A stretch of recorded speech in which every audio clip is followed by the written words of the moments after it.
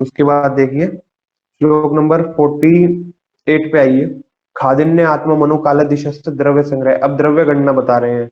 ये बता रहे हैं कि कारण द्रव्य कितने होते हैं और कार्य द्रव्य कितने होते हैं। कारण द्रव्य 9 होते हैं। कौन कौन से? क्षय अन्य, क्षय आदि अन्य आत्माना। क्षय आदि, क्षय आदि, क्षय जहां पे आ गए तो 5 महाभूत। 5 महाभूत कौन कौन से? ऊपर से चालू करेंगे तो आकाश वायु अग्नि जल पृथ्वी, और नीचे से चालू करेंगे तो पृथ्वी जल अग्नि और वायु और आकाश। ये 5 महाभूत हो गए। उसके बाद मन काल दिशश्च द्रव्य संग्रह। आत्मा, मन, काल और दिशा, इन आत्मा, मन, काल और दिशा द्रव्य संग्रह, ये द्रव्य संग्रह। ये क्वेश्चन यूपीएससी 2017 में आया है यहाँ से। स इंद्रिय चेतनम द्रव्य निरंद्रिय अचेतनम। जो इंद्रिय युक्त है वो चेतन द्रव्य, और जो बिना इंद्रिय युक्त है वो अचेतन द्रव्य। ये कारण द्रव्य की टेबल बनी हुई है, यही है। इसमें लिख दीजिए अमूर्त द्रव्य 5, वही 5 महाभूत, और मूर्त द्रव्य होते हैं 4। ये देख लीजिएगा आगे। उसके बाद देखिए ये सा अर्थ गुरुवाद्य बुद्धि पर्यंतन प्रयाद्य। जो स अर्थ गुण होते हैं वो कौन कौन से? वैशेषिक गुण। स अर्थ गुण कौन से? इसके ऊपर लिखिए स अर्थ 5। स्पर्श स्पर्श रूप रस गंध। और गुरुवाद्य, जो गुरुवाद्य गुण होते हैं वो कौन कौन से? 20, सबको पता है, मधु ये वाले। कौन से गुरु? गुरु, लघु, शीत, उष्ण, ये वाले 20 गुण होते हैं। बुद्धि प्रयतन अंता, बुद्धि से चालू और प्रयतन अंत में हो तो कौन से? सुख दुख इच्छा द्वेष प्रयतन बुद्धि, ये वाले 6 गुण होते हैं। बुद्धि प्रयतन अंता। और परादय, पर अपर सामान्य संयोग संख्या संयोग युक्ति, वो वाले 10 होते हैं। ये बीएचयू 1997, 1997, 2002 और त्रिपुरा के 1992 में पेपर में आया है, 1992 में। ठीक है, यही गुणों के नाम पूछे गए थे, कौन से गुण कौन से होते हैं, तो मैं मानता हूं कि आपको याद होगा, इससे ज्यादा नहीं पूछा गया था वहां पे भी। आगे देखिए चरक ने परादी गुणों की संख्या 10 लिखी है, जबकि एक कणाद ऋषि है, उन्होंने चरक जो गुण लिखे हैं, कणाद ऋषि ने कितने गुण लिखे हैं? उन्होंने 7 बताए हैं। जो परादी गुण, उन्होंने कौन कौन सा काट दिया? उन्होंने संस्कार, युक्ति और अभ्यास काट दिया, YAS काट दिया। Y फॉर युक्ति, A फॉर अभ्यास, S फॉर संस्कार, YAS काट दिया था उन्होंने। 7 बताए कणाद ने परादी गुण। आगे आ जाइए श्लोक नंबर 49। प्रयत्न आदि कर्म चेष्टितम उच्यते। प्रयत्न से जो कर्म किया जाता है उसको चेष्टा, मतलब चेष्टा के द्वारा या प्रयत्न के द्वारा जो काम किया जाता है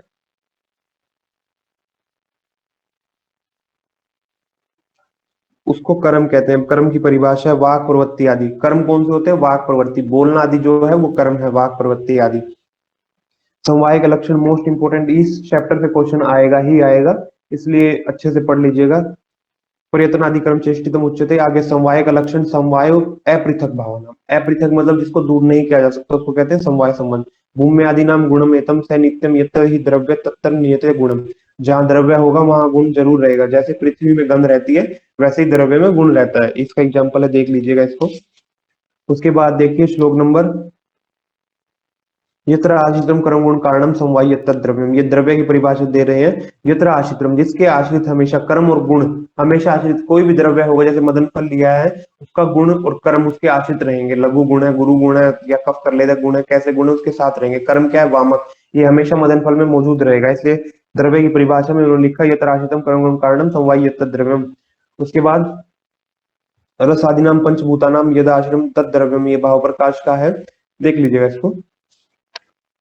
उसके बाद समवाय तो निश्चेष्ट कारणम गुणम, गुण की परिभाषा दे रहे। समवाय रूप से कहते हैं निश्चेष्ट, बिना किसी कुछ के। कभी देखा किसी गुण की वजह से कि मदन फल में गुरु गुण ज्यादा होता है इसलिए वमन करवाता है? नहीं, ये कहते हैं कि मदन फल गुण जो है वो वमन करवाता है, गुण का किसी को नहीं पता, जबकि सारे काम गुण करते हैं। तो समवाय तो निश्चेष्ट कारण गुणम, बिना किसी कारण के रहता है, उसको गुण कहते हैं। उसके बाद आइए श्लोक नंबर 52 पे। राजस्थान 2012 में आया, नीट में भी आया, एनआईए में भी आया, जामनगर में भी आया, बहुत जगह ये क्वेश्चन आया हुआ है। संयोग च विभाग च कारण द्रव्याश्रितम। संयोग और विभाग में जो कारण है वो किसके आश्रित रहते हैं? द्रव्य के आश्रित। करते उससे क्रिया, जो क्रिया करते, कर्म कर्म नान्य अपेक्षित है। कर्म किसी की अपेक्षा नहीं करता, कर्म सिर्फ क्रिया की अपेक्षा करता है कि वो क्या कार्य करेगी। तो ये पूछा जाएगा कर्म किसकी अपेक्षा करता है, तो कर्म क्रिया की अपेक्षा करता है। किसकी अपेक्षा करता है? क्रिया की अपेक्षा करता है। आगे देखिए इतियुक्त कारणम, ये पूछा जाएगा इति युक्त, जो आगे पेज पे लिखा होगा इति युक्तम कारणम, ये किसके लिए कहा गया है? षट पदार्थों के लिए कहा गया। किसके लिए कहा गया? षट पदार्थों के लिए। उसके बाद तंत्र का प्रयोजन बता रहे हैं। कार्य धातु साम्य ही उच्यते। कार्य किसको कहते हैं आयुर्वेद में? धातु साम्य, जो धातु साम्य को करे उसको कार्य कहते हैं। धातु साम्य क्रिया चोक्त तंत्र से प्रयोजनम, धातु में समता बनाए रखना ही तंत्र का प्रयोजन है। आगे आ जाइए।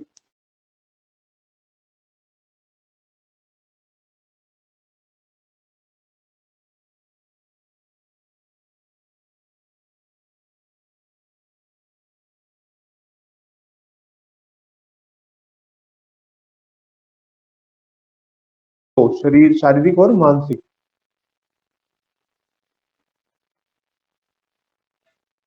तो व्याधियों के दो ही अधिष्ठान है, शारीरिक और मानसिक।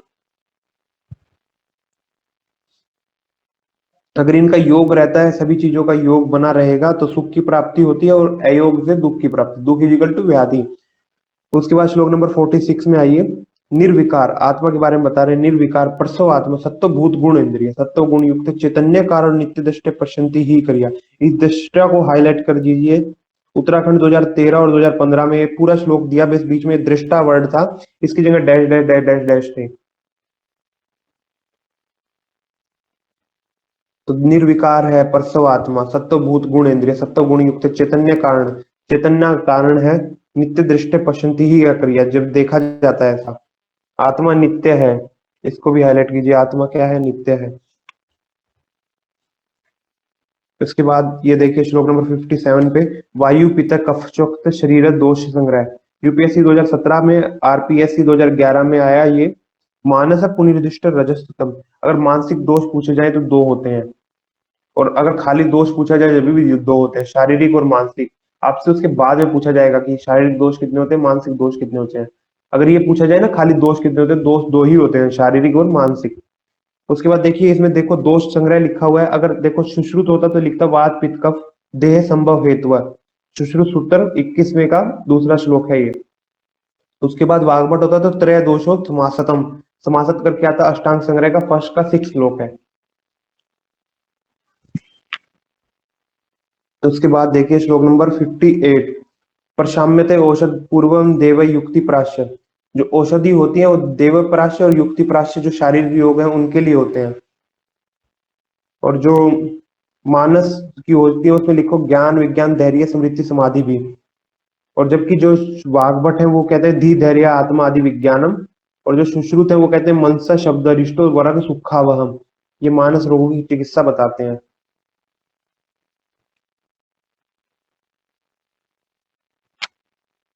उसके बाद आगे आ जाइए।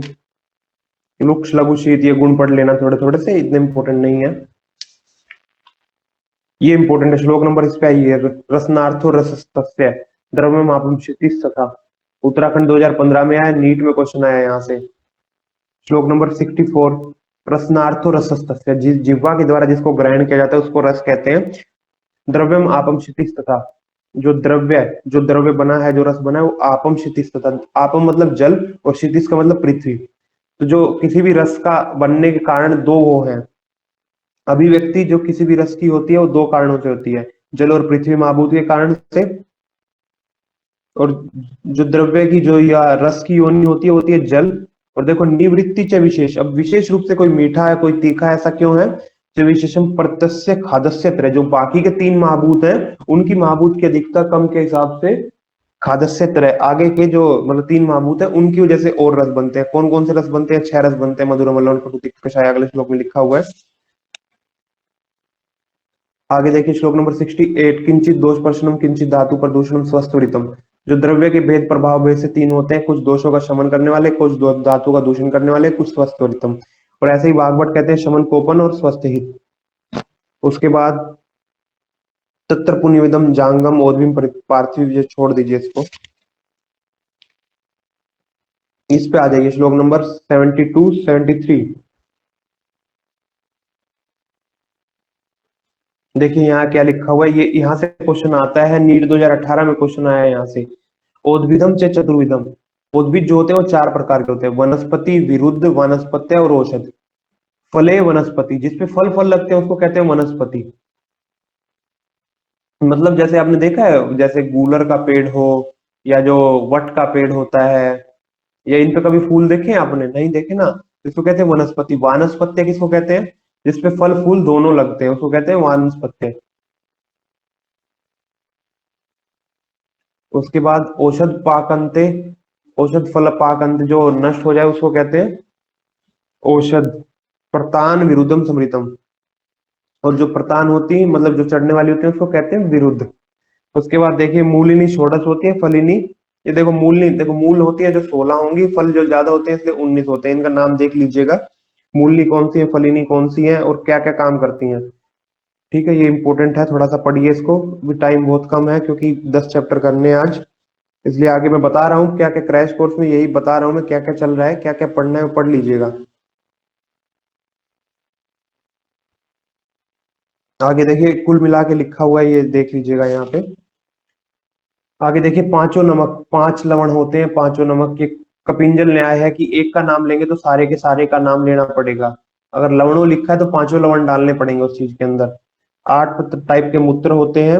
मूत्र वाली लाइन में ये पांडु च रोग शिष्टा नाम शर्मम चोक्तम बीएचयू 2013 में आया था कि पांडु रोग में विशेष रूप से हेल्पफुल होता है, विशेष रूप से अच्छा होता है मूत्र।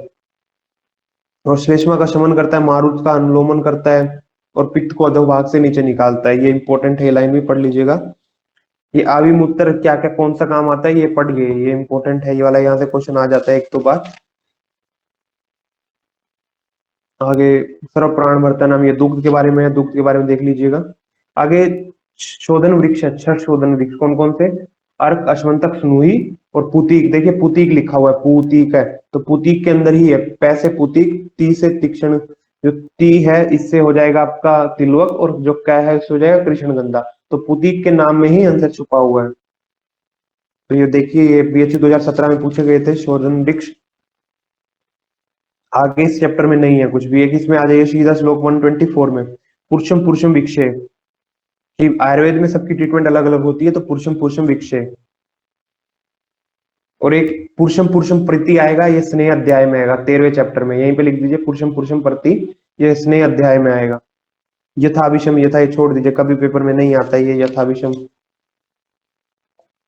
जो आगे चैप्टर खत्म हो रहा है इसके बराबर में लिख दीजिए, फर्स्ट चैप्टर में 62 ड्रग्स आई है। अगर ड्रग्स का नाम पूछा जाएगा तो 62 ड्रग्स आई है फर्स्ट चैप्टर के अंदर।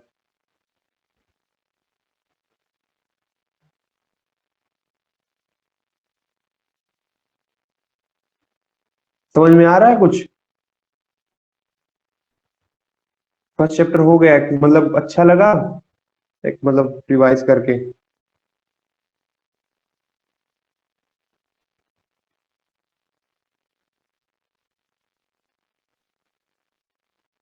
आगे आ जाइए। चलिए ठीक है, समझ में आ रहा है तो समझ में आना चाहिए। देखिए मैं तो इतना एलिब्रेट नहीं किया है, बाकी पढ़िए आप इसको, क्योंकि फर्स्ट चैप्टर थोड़ा इंपॉर्टेंट था इसलिए थोड़ा टाइम लिया, अभी बहुत जल्दी जल्दी होगा। 7 बजे तक, 7:10 तक मैक्सिमम कवर हो जाएंगे 10 के 10 चैप्टर। चैप्टर का नाम आएगा अपमार्ग कंडूली अध्याय व्याख्या शामिल। तो जब अभी अंत परिमार्जन की चिकित्सा बताएंगे, अंत परिमार्जन जिसको हम अंदर ग्रहण करते हैं, बस यही लिखिए अपमार्ग कंडूली अंत परिमार्जन चिकित्सा। और बीएचयू 2015 और बीएचयू 2014 में क्वेश्चन आया था कि अपमार्ग तंडुलिया से क्या समझते हैं, तो देखिए इसके विमर्श में लिखा हुआ है अतः अंकुर उत्पन्न कर सकने योग्य ताजा अपमार्ग बीज लेने चाहिए। आगे देखिए शिरोविरेचन के द्रव्य लिखे हैं, शिरोविरेचन द्रव्य होते हैं 25, गिन के लिखे हैं तो 25 लिख दीजिए, बस यहाँ पे 25 होते हैं। अपामार्ग बीज जो होता है वो श्रेष्ठ होता है। और कृमि व्याधि अपस्मारे घ्राण नाशने, इसको हाईलाइट कर लीजिए, यहाँ से क्वेश्चन आएगा। और ये देखिए गौरवम शीर्ष शूलम पीन से अर्धाव भेदक, इस लाइन को लिखिए और क्वेश्चन मार्क लगाइए। अभी एक लाइन और दिखाऊंगा मैं आपको ऐसी ही, गौरवे शीर्ष शूलम पीना से अर्धाव भेदक, इस लाइन को लिखिए श्लोक नंबर 6 में और क्वेश्चन मार्क लगाइए। अभी जो चौथा चैप्टर, जो 5वां चैप्टर पढ़ेंगे वहां पे एक लाइन दिखाएंगे ऐसी आपको। ये 25 होते हैं। उसके बाद आ जाइए वमन द्रव्य में, वमन द्रव्य में तो 6 तो वही होते हैं, मदन फल, जिमोतक, इक्ष्वाकु वाले, बच्चा वो कुटज कृतवेदन और धर्मार्गव, 6 तो वो होते हैं। उसके बाद 4 और बच जाते हैं, कौन कौन से, MAPN मधु यष्टि, A फॉर एला, P फॉर पिपली, और जो N है उससे नीम, MAPN लिख दीजिए, 6 प्लस MAPN तो 10 हो जाते हैं जो वमन वाले हैं। वमनार्थम प्रयोजन भिषक देह दूषणम, भिषक देह दूषणम को हाईलाइट कीजिए, ये पीजी में क्वेश्चन आया, बीएचयू 2017 में पूछा गया, डैश डैश डैश प्रयोजितम भिषक देह दूषणम, तो वमनार्थम।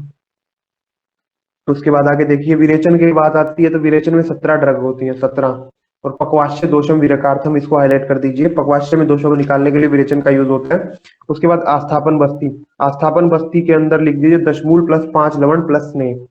ये ड्रग डलती हैं। और उदावर्त विबंधेशु, उदावर्त में और विबंध में आस्थापन बस्ती दी जाती है। आगे देखिए, अब अनुवासन बस्ती बता रहे हैं। अनुवासन बस्ती उन्हीं तेलों से दे सकते हैं जिससे आस्थापन बस्ती देते हैं। मारुत घनमिति प्रोक्तम संग्रह पंचकर्मिकम, पहली बार पंचकर्मिक वर्ड का वर्णन आया है, पहली बार दूसरी चैप्टर में पंचकर्म का वर्णन आया चरक संहिता में। आगे अगले वाला श्लोक है, ये पीजी उत्तराखंड 2015 में आया श्लोक नंबर 15। तथ्य तान्य उपस्थित दोषा नाम, उपस्थित दोषों को निकालने के लिए स्वेद स्वेदन आपादने, स्नेह स्वेदन करवा के पंचकर्माणी कुरुई, पंचकर्म करवाना चाहिए। और कैसे करवाना चाहिए? मात्रा कालो विचारण, मात्रा और काल का विचार करके पंचकर्म करवाना चाहिए। उत्तराखंड 2015 में यहाँ से क्वेश्चन आया। उसके बाद देखिए आप, मात्रा काल युक्ति सिद्ध प्रतिष्ठित तिष्ठते युक्ति, ये 2000 बीएचयू में क्वेश्चन आया।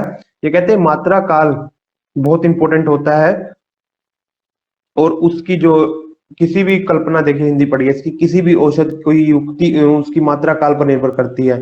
अतः युक्ति को जानने वाला, अतः युक्ति को जानने वाला प्रतिष्ठित, कह रहे हैं कि जो द्रव्य मात्रा अब सारी चीजों को जानता है, द्रव्य को जानता है पर युक्ति को जान नहीं जानता, वो वैद्य श्रेष्ठ नहीं है।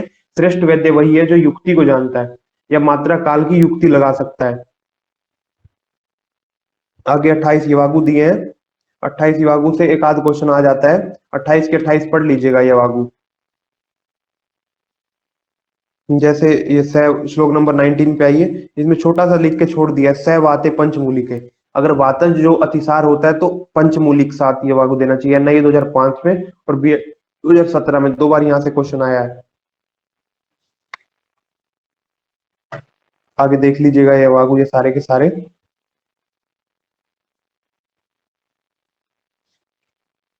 क्योंकि टाइम बहुत कम है, आगे आ जाइए तीसरे चैप्टर में।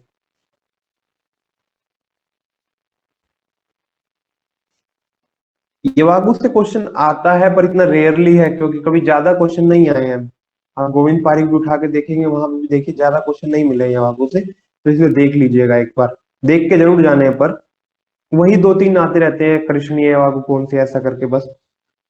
तीसरे चैप्टर लिख दीजिए, आरगवद के पत्ते बाह्य परिमार्जन के लिए कुष्ठ की चिकित्सा है, जबकि अंत परिमार्जन के लिए कुष्ठ की चिकित्सा है खदीर सेवन। तो लिख दीजिए, एक लाइन लिखिए, आरगवद में भावना द्रव्य व तेल। तो आरगवद में भावना द्रव्य है गोरोचन, और तेल का यूज होता है सरसप तेल का। बीएचयू 2013 में एक बार क्वेश्चन पूछा गया था। तो आरगवद में जो भावना द्रव्य है गोपित, और तेल जो यूज होता है वो सरसप तेल यूज होता है। और बाकी चैप्टर में कुछ नहीं है। इसमें 32 सिद्धतम लेपों का वर्णन किया गया, ऊपर लिख दीजिए 32। पहले अंत परिमार्जन, अब बाह्य परिमार्जन, 32 लेपों का वर्णन किया गया। कितने लेपों का वर्णन किया गया? काकमाची आरगवद है। और ये देखिए आरगवद, आरगवद आदि अध्याय व्याख्या में पहले चैप्टर का जिस नाम से श्लोक चालू हुआ उसी नाम से चैप्टर का नाम हो गया। बीएचयू 2013 में क्वेश्चन आया यहाँ से, बस एक ही बार, मतलब कभी क्वेश्चन इतना आया ही नहीं। तो आरगवद में जो भावना द्रव्य है वो गोपित, और तेल का यूज कौन सा होता है? सरसप तेल का यूज होता है। छोड़ दीजिए इस चैप्टर को, सीधा आ जाइए चौथे चैप्टर में। चौथा चैप्टर इंपॉर्टेंट है। 500 महाकषाय, 500 कषाय और 50 महाकषाय का वर्णन मिलता है इस चैप्टर के अंदर।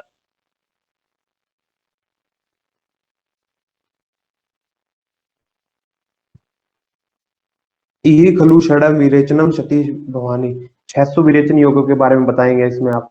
षड विरेचन आश्रय, और 6 विरेचन के आश्रय होते हैं। पंच कषाय, पंच कषाय योनि, लवण को छोड़ के बाकी सब रसों की कषाय योनियां होती हैं। पंच कषाय योनि, पंचविध कषाय कल्पम, 5 प्रकार के कषाय कल्पना के बारे में। पंचशत महाकषाय, और 500 महाकष 550 महाकषाय, 50 जो है वो महाकषाय, और 500 कषाय का वर्णन मिलेगा इस चैप्टर के अंदर। अब देखिए विरेचनम में जो विरेचन है, ये विरेचन दोनों के लिए आता है, वमन और विरेचन के लिए। तो लिख दीजिए, वमन के योग होते हैं 355 और विरेचन के होते हैं 245। कैसे? 131 तो याद है मदन फल के, 133, 39, 45, 60, 18, 60, 133, 39, 45, 60, 18 और 60, याद है ये?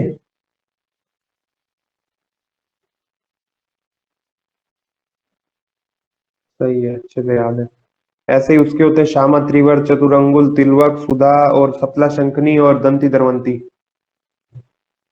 आगे आइए षड विरेचन, षड विरेचन आश्रय।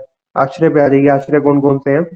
तो इन्होंने लिखा क्षीरम मूलम पत्रम, क्षीरम मूलम त्वक पत्रम पुष्पम फलानी थी। इसको ऐसे कर लीजिए, या जो शरक का सुश्रुत का एक श्लोक है बहुत कॉमन, उसके आगे वाले मूलम पत्रम फलम पुष्पम त्वकम क्षीरम, ये वाला ऐसे याद कर लीजिए। ये छह है, ये याद कर लीजिए। इसमें लिख दिया शिरो विरेचन आश्रय। शिरो विरेचन के 7 आश्रय होते हैं। शीर नहीं मानता, शीर की जगह पे जोड़ देता है कंद और निर्यास। आगे कषाय योनि 5 होती है। लवण रस की कषाय योनि नहीं होती है, क्योंकि कोई भी ऐसा द्रव्य ही नहीं है जिसका रस लवण हो, इसलिए लवण की कषाय योनि नहीं होती है। आगे पंचविध कषाय कल्पना, सौरस कल्प शीतम शीतम फांड कषाय कल्पना 5 होते हैं। जो सौरस होता है वो सबसे गुरु, उसके बाद लघु लघु होते चले जाते हैं। यंत्र निष्पीड़ित है, जिसको यंत्र के द्वारा निकाला जाए उसको क्या कहते हैं, सौरस।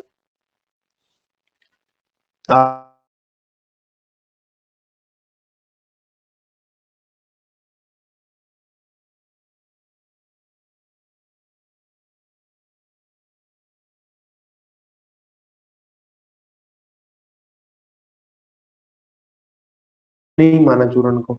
आगे वहिनी तो क्वाथ, ये इंपॉर्टेंट है क्वाथ। वहिनी तो क्वाथ तो द्रव्य श्रितम आहु चिकित्सते, जो वहिनी के संयोग से बनता है उसको कहते हैं क्वाथ।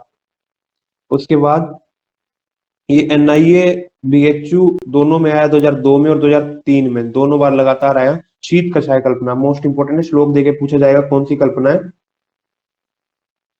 द्रव्यादम आपोतितम तत्वपनिषम।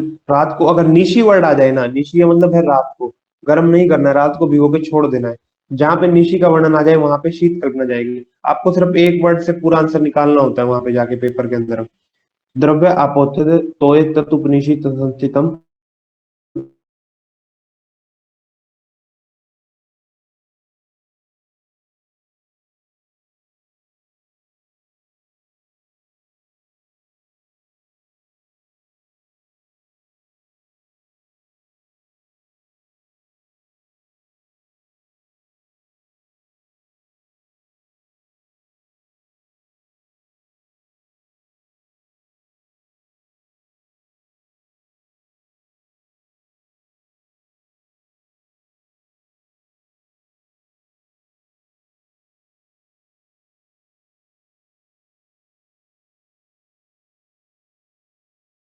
अधीन करती है के बल के कषाय कल्पना अधीन करती है।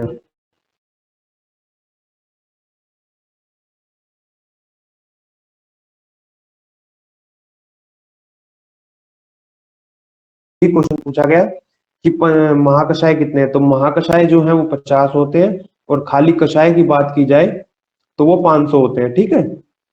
अब इसमें देखिए ईय वाले जैसे जीवनीय ब्रंगणीय लेखनीय भेदनीय ये होते हैं 6। अल्य बल्ले वाले ये वाले होते हैं 4, वर्ण्य कंठ्य हृदय और बल्य। घन वाले होते हैं 6, तृप्तिघन हर्षोघन पुष्टघन कंडुघन कृमिघन और विषघन। अब 2 जनन के हैं, स्तन्य जनन और शुक्र जनन, और 2 शोधन के हैं, स्तन्य शोधन और शुक्र शोधन। और पग वाले जो होते हैं वो 7 होते हैं, स्नेहोपग स्वेदोपग वमनोपग विरेचनोपग आस्थापनोपग अनुवासनोपग शिरो विरेचनोपग।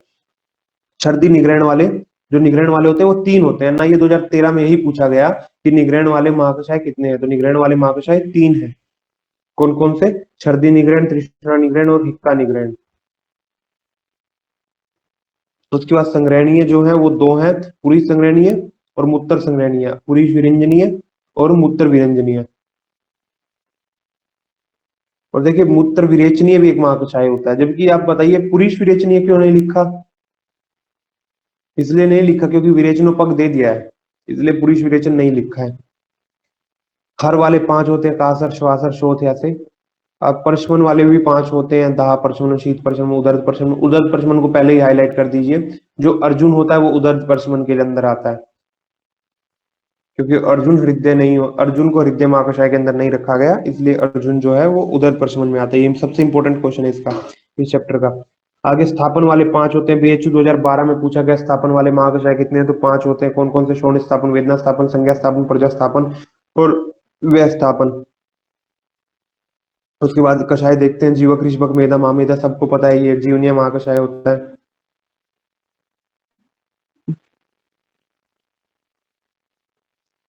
जीवनीय महाकषाय में 10 ड्रग है, जबकि जीवनीय जो गण है उसके अंदर 12 ड्रग होती है। आगे आ जाइए। शीर्णी, राजवृक्ष, अश्वगंधा। अश्वगंधा को हाईलाइट कर लीजिए। जबकि मन करता है कि भृंगणीय महाकषाय में अश्वगंधा है या नहीं है। अश्वगंधा हमेशा अपनी जगह पे है, भृंगणीय, बल्ल्या सब में अश्वगंधा है। कांकोली, शीर कांकोली इसको छोड़ दीजिए। आगे ये मुस्तक, पुष्ट, हरिद्रा, वचा, अटपटु, रोहिणी, चित्रक, बिल्व। ठीक है, ये लेखनीय महाकषाय में आता है। लेखनीय महाकषाय में लिख दीजिए गुगलू नहीं है। अगर क्वेश्चन बनेगा तो सबका मन गुगलू लगाने का करता है, पर गुगलू नहीं है लेखनीय महाकषाय। बड़े बड़े अक्षर में लिख दीजिए गुगलू का वर्णन नहीं है। अगर पूछेंगे तो यही पूछेंगे यहाँ से। आगे भेदनीय में, भेदनीय में सुरभा, अरवारू, अग्निमुखी। देखिए चीता, चित्रक, चिरबिल, चार, 3 बार अगर पूरा श्लोक आता है तो देख लीजिएगा। 3 बार च च च आएगा। चित्रा, चित्रक, चिरबिल। और लिख दीजिए ऊपर चित्रक, चिरबिल और कुटकी भेदनीय और लेखनीय दोनों में है, ये तीनों ड्रग।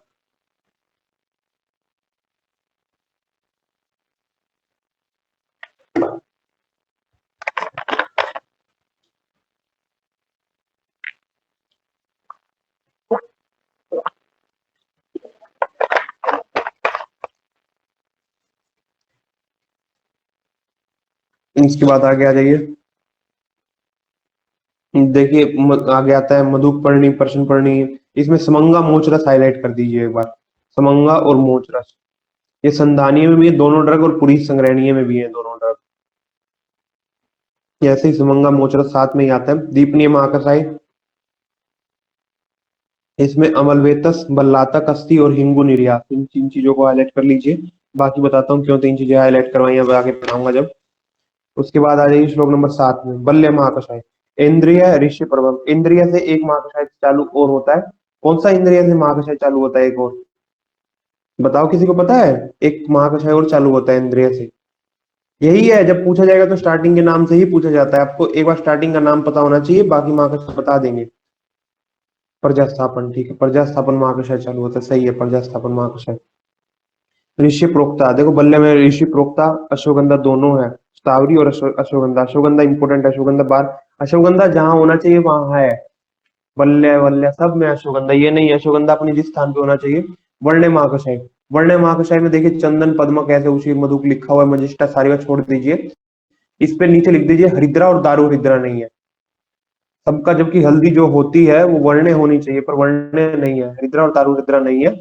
जबकि लिख दीजिए हरिद्रा, दारू हरिद्रा दोनों किसमें, लेखनीय महाकषाय के अंदर आती है, हरिद्रा, दारू हरिद्रा।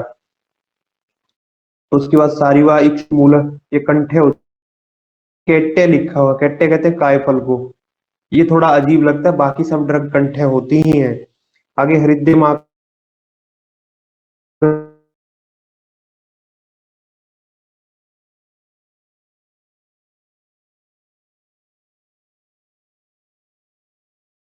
जो इंपॉर्टेंट क्वेश्चन होते हैं वही आते हैं महाकषाय से। तो हृदय, अर्जुन जो है वो हृदय महाकषाय में नहीं होता है। उसके बाद देखिए आगे तृप्तिगन जो महाकषाय है, इसमें देखिए नागर चौव्य लिखा हुआ है। एक महाकषाय और है वो जो नागर धन्य व्यास से चालू होता है, वो कौन सा महाकषाय बता सकता है कोई? इसमें नागर चौव्य से चालू है। एक महाकषाय है वो नागर धन्य व्यास से चालू होता है, कौन सा महाकषाय बताएगा कोई?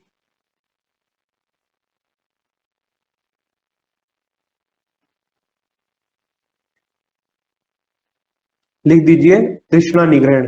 जो तृष्णा निग्रहण वाला महाकषाय है वो किससे चालू होता है? नागर धन्य व्यास से।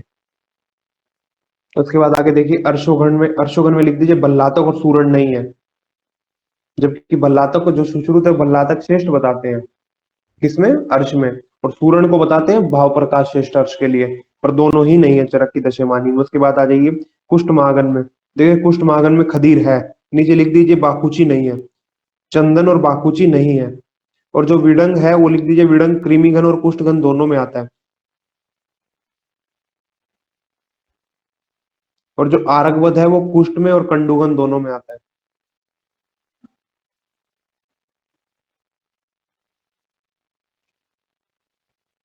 ठीक है, आगे देखिए जो कंडुघन है उसमें चंदन आता है ना, ये 2012 में पूछा गया है। एक एक नाम दिया था, चंदन, नक्तमाल, करंज, रंज, पूरा नाम देके पूछा कि कौन सा महाकषाय है, तो चंदन से जो चालू हो वो। और देख लीजिएगा बाकी वो कंडुघन महाकषाय आता है। निम्ब भी है। और जो ये नक्तमाल है, जो है अरगवद है, ये कंडुघन और कुष्ठगन दोनों में आता है। अक्षी पिपली, ये मोस्ट इंपोर्टेंट है। कृमिगन महाकषाय है ये, अक्षीय से चालू होता है, अक्षीय कहते हैं शुभांजन को, एंटी एलिमेंटिक अक्षीय से जो चालू होए। और शवदृष्टा, इसके अंदर शवदृष्टा इंपॉर्टेंट है, शवदृष्टा और विडंग भी होता है, ये इसको हाईलाइट कीजिए। उसके बाद आगे विश्वगन में हरिद्रा से चालू होता है, बस इतना ही पूछना है और कुछ नहीं पूछेंगे, हरिद्रा से चालू होता है। और शीरीष होता है विश्वगन के अंदर, ये पूछा जाए तो यही पूछेंगे कि विश्वगन में शीरीष होता है, बस ये इंपॉर्टेंट है। स्तन्य जरण ये सबको याद होगा, मैक्सिमम यूजी में ही सबको याद हो जाता है, वीरणशाली, षष्टिशाली, इक्ष्वादर्भ, विकांत। इसके अंदर लिख दीजिए 5 तृणमूल होते हैं, 5 तो तृणमूल के द्रव्य, काष्ठ, गर्भ, कांड, इक्षु और ये 5 तो तृणमूल के ड्रग हो गए। और लिख दीजिए, यहीं पे लिख दीजिए, योग रत्नाकर बताते हैं स्तन्य जनन में वज्र कांजिक नाम के फॉर्मुलेशन है उनकी, योग रत्नाकर की, उसको बताते हैं वज्र कांजिक को। स्तन्य शोधन में पाठा, महाऔषध, सुरदारू, इससे क्वेश्चन आ जाता है, स्तन्य जनन और स्तन्य शोधन से क्वेश्चन आ जाता है कई बार, बीएचयू में भी आया हुआ है, तो ये पढ़ लीजिएगा स्तन्य जनन और स्तन्य शोधन वाला। आगे शुक्र जनन महाकषाय में देखिए, जीवक, ऋषभक, कांकुली, क्षीरकांकुली, मुदक पर्णी, मास पर्णी, मेधा ले दिया जबकि महामेधा नहीं लिखा है, तो 7 जीवनीय वर्ग के द्रव्य हैं और महामेधा लिख के काट दो, महामेधा नहीं बताया। शुक्र शोधन छोड़ दीजिए, इसको कोई इंपॉर्टेंट नहीं है इसका। स्नेहोपग ये पढ़ लीजिएगा, स्नेहोपग थोड़ा सा। और शोभांजन, स्वेदोपग, जितने पग वाले हैं वो पढ़ लीजिएगा, पग वाले इंपॉर्टेंट होते हैं। मधु मधुक, बस इसे ही मधु मधुक से चालू जो हो रहा है वो ममनोपग है, मधु मधुक, पविदार, कर्बुदार, नीप, पिदुल, बिंबिशन, पुष्पी, सदा पुष्पी, प्रत्येक पुष्पी, जो ये है इसमें लिख दीजिए मदन फल नहीं बताया, वमनोपग में मदन फल नहीं बताया, जबकि आस्थापनोपग और जो वो होगा उसमें मदन फल बताया है वहां पे। आगे देखिए विरेचनोपग, इसमें है द्राक्षा, काश्मीरी, परुषक, अभ्या, अमल की, विपत्ति, कौल, बदर, करपंदु, तीनों टाइप के तो बेर बताए हैं, जबकि 2 टाइप के बेर हृदय महाकषाय में बताए गए हैं। और इसमें लिख दिया सभी पार्ट जो होते हैं वो फल होते हैं, जितने भी विरोचनोपग हैं सबके फल यूज किए जाते हैं।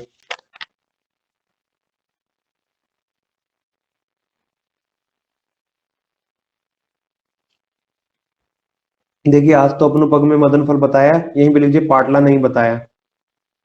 आगे रासना, सुरदारू ये देख लीजिएगा, ज्योतिषमती, शिरोविरेचन में देख देख लीजिए, पमार्ग भी बताया, बस ये इंपॉर्टेंट है।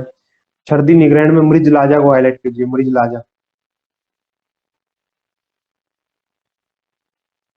मिट्टी, मृज लाजा हाईलाइट कीजिए, बताऊंगा क्यों। देखिए वो नागर चौबे वाला बताया था, तृप्ति घन वाला, नागर धन्य व्यास जो है तृष्णा निग्रहण में है। उसके बाद शटी पुष्कर मूल बदर, ठीक है, ये शटी पुष्कर मूल बदर, इसकी जगह अगर अमल वेतस आ जाए ना, शटी पुष्कर मूल अमल वेतस, तो कौन सा महाकषाय हो जाता है, श्वासहर महाकषाय हो जाता है। और ये है हिक्काहर, तो हिक्का श्वास एक साथ ही होते हैं, काश हिक्का एक साथ है।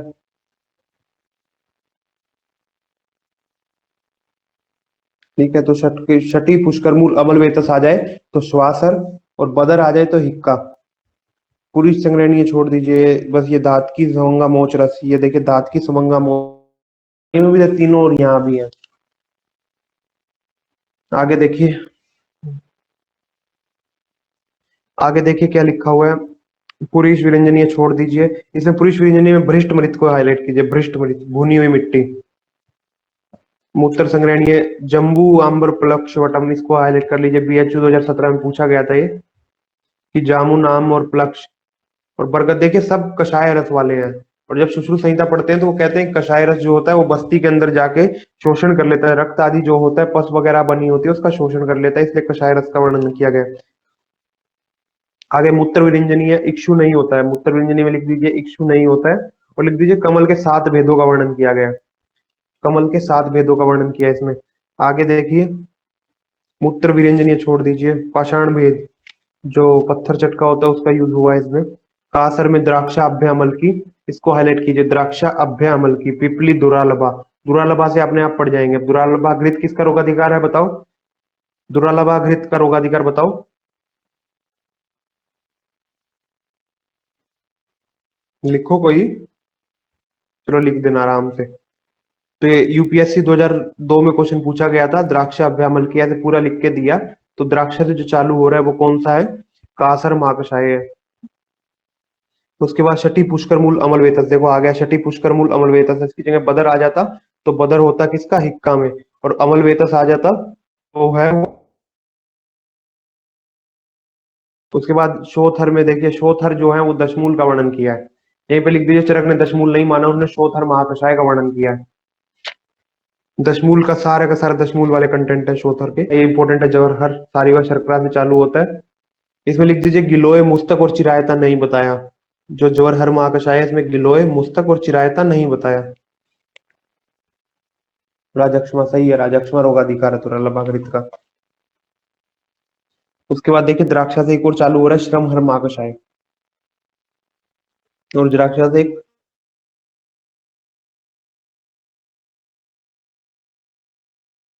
कोई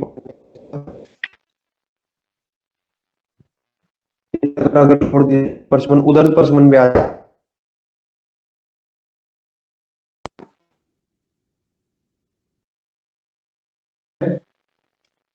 इस का वर्णन आता है उदर परसमन में, बाकी कुछ नहीं। और लिख दीजिए, खदीर के तीनों भेदों का वर्णन आता है। जो खदीर के तीन भेद हैं उनका वर्णन आता है।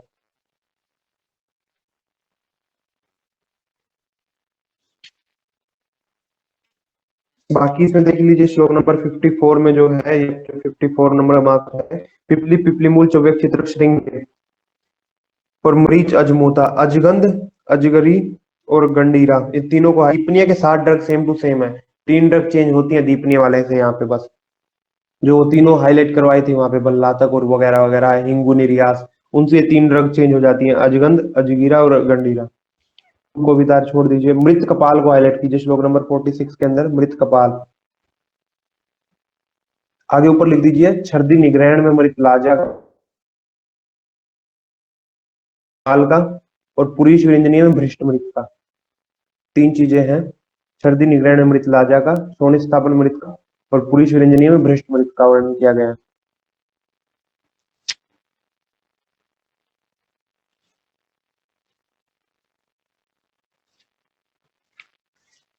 ये देखिए, इंद्रिय ब्राह्मी यहाँ से चालू हो रहा है ये अमृता छोड़ के हो गए महाकसाय। इति पंचताय कषाय पूरी 500 कषाय पूरे कर दिए हमने, 500 कषाय। कौन से न्याय से किए? श्रृंगराहिक न्याय। जैसे गाय का सींग एक बार पकड़ लोगे, जहां जहां गाय जाएगी वहां आप पहुंच जाओगे, ऐसे ही ऐसे जहां ड्रग हमारी पहुंची है उसी महाकषाय पे हम पहुंच जाएंगे। इस न्याय से मुलैठी 11 बार, पिपली 9 बार, हरित की बदर 7 बार, चित्रक बचा 6 बार, चंदन द्राक्षा मुस्तक और उशीर ये 5-5 बार आए हैं संहिता के अंदर इसमें। अब कहते हैं, नेतम भगवानी, श्लोक नंबर 21, नेतानी भगवानी पंचताय कषायानी पूरयंती। हे भगवान, 50 कषाय पूरे तो नहीं हुए। आप तो कह रहे थे कि 500 बता दिया, ऐसा तो नहीं पूरे हुए। तो सब अब वो जो अग्निवेश के गुरुजी थे आचार्य पुनर्वसु वो बताते हैं, तम उवाच भगवान आत्रे नेतद बुद्धिमतम दृष्टि अग्निवेश। बुद्धिमान लोग ऐसा प्रश्न नहीं करते हैं। एको अपनी अनेक संज्ञा, एक अनेक कार्य कर सकता है। एक मदन फल जो है वो वमन भी करवा सकता है, और एक मदन फल जो अगर हम ले तो विवशता के कारण वो मूर्छा भी उत्पन्न कर सकता है, और स्टिमुलेटन होता है, इसलिए मूर्छा में भी उसका यूज कर सकते हैं। देखिए, 2018 में क्वेश्चन आया है यहाँ से, श्लोक नंबर 24 में, रस लवण वर्ज्य कषाय योनि। कषाय रस नहीं होता है किसी भी औषध का, इसलिए कषाय की योनि भी वर्जित है, की योनि नहीं होती। विविध कषाय योनियां होती हैं, लवण रस की कोई कषाय योनि नहीं होती है। आगे देखो, श्लोक नंबर 26 में लिखा हुआ है, प्रमाण से ही विस्तारक से न विद्यते। कह रहे विस्तार का कोई प्रमाण नहीं है, किसी बात को कितना ही खींच लो। ये क्यों बताया है मैंने महाकषाय? श्लोक नंबर 28 में देखिए, मंदा नाम व्यवहार आए, बुद्धा नाम बुद्धि वर्धाए। जो मंद लोग हैं, जो कम दिमाग वाले हैं, उनका तो काम चल जाएगा, इससे व्यवहार में प्रयोग कर लेंगे। और बुद्धि नाम बुद्धि वर्धे, जो बुद्धिमान लोग हैं उनकी बुद्धि का और विकास होगा। इसलिए 500 महाकषाय बताए हैं, 500 कषाय बताए हैं, 50 महाकषाय बताए हैं। चैप्टर कंप्लीट, 5वें चैप्टर पे आ जाइए। स्वस्थ चतुष्क का पहला चैप्टर चालू होता है यहाँ से।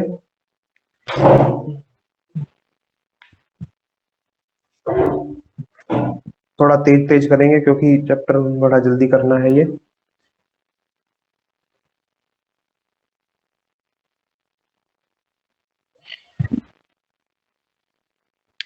मातृषि शयात आहार मात्रा पुनः करती है। जबकि जो पंचविध कषाय कल्पना की मात्रा थी वो किसकी अपेक्षा कर रही थी? व्याधि रातुर बल अपेक्षणी, अकॉर्डिंग टू चरका, और व्याधि रातुर प्लस द्रव्य की अपेक्षा कर रही थी अकॉर्डिंग टू चक्रपाणी।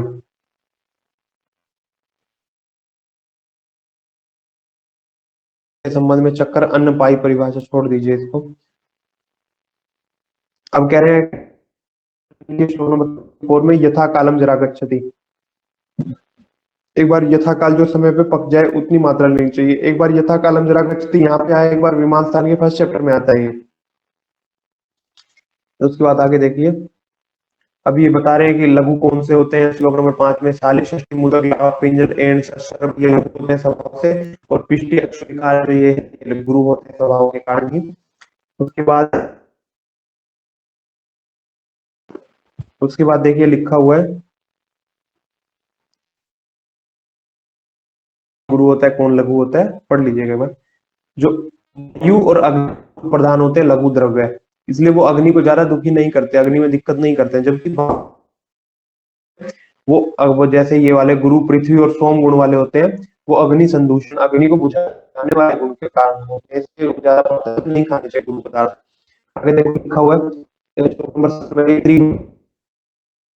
1/3 या 1/2 लेना होता है गुरु द्रव्य, और लघुनी आपकी नयाति सोहित्यम, और जो लघु द्रव्य होते हैं वो भी ज्यादा मात्रा में नहीं खाना चाहिए। जबकि जो सुश्रुत है वो लिखते हैं 1/2 अर्ध सोहित्यम, जो गुरु द्रव्य है वो आधी मात्रा में खाओ, और जो लघु द्रव्य है तृप्तिष्यते, जब तक पेट ना भरे जब तक खाना चाहिए। लघु द्रव्य कितना भी खा सकते हैं, तृप्तिष्यते।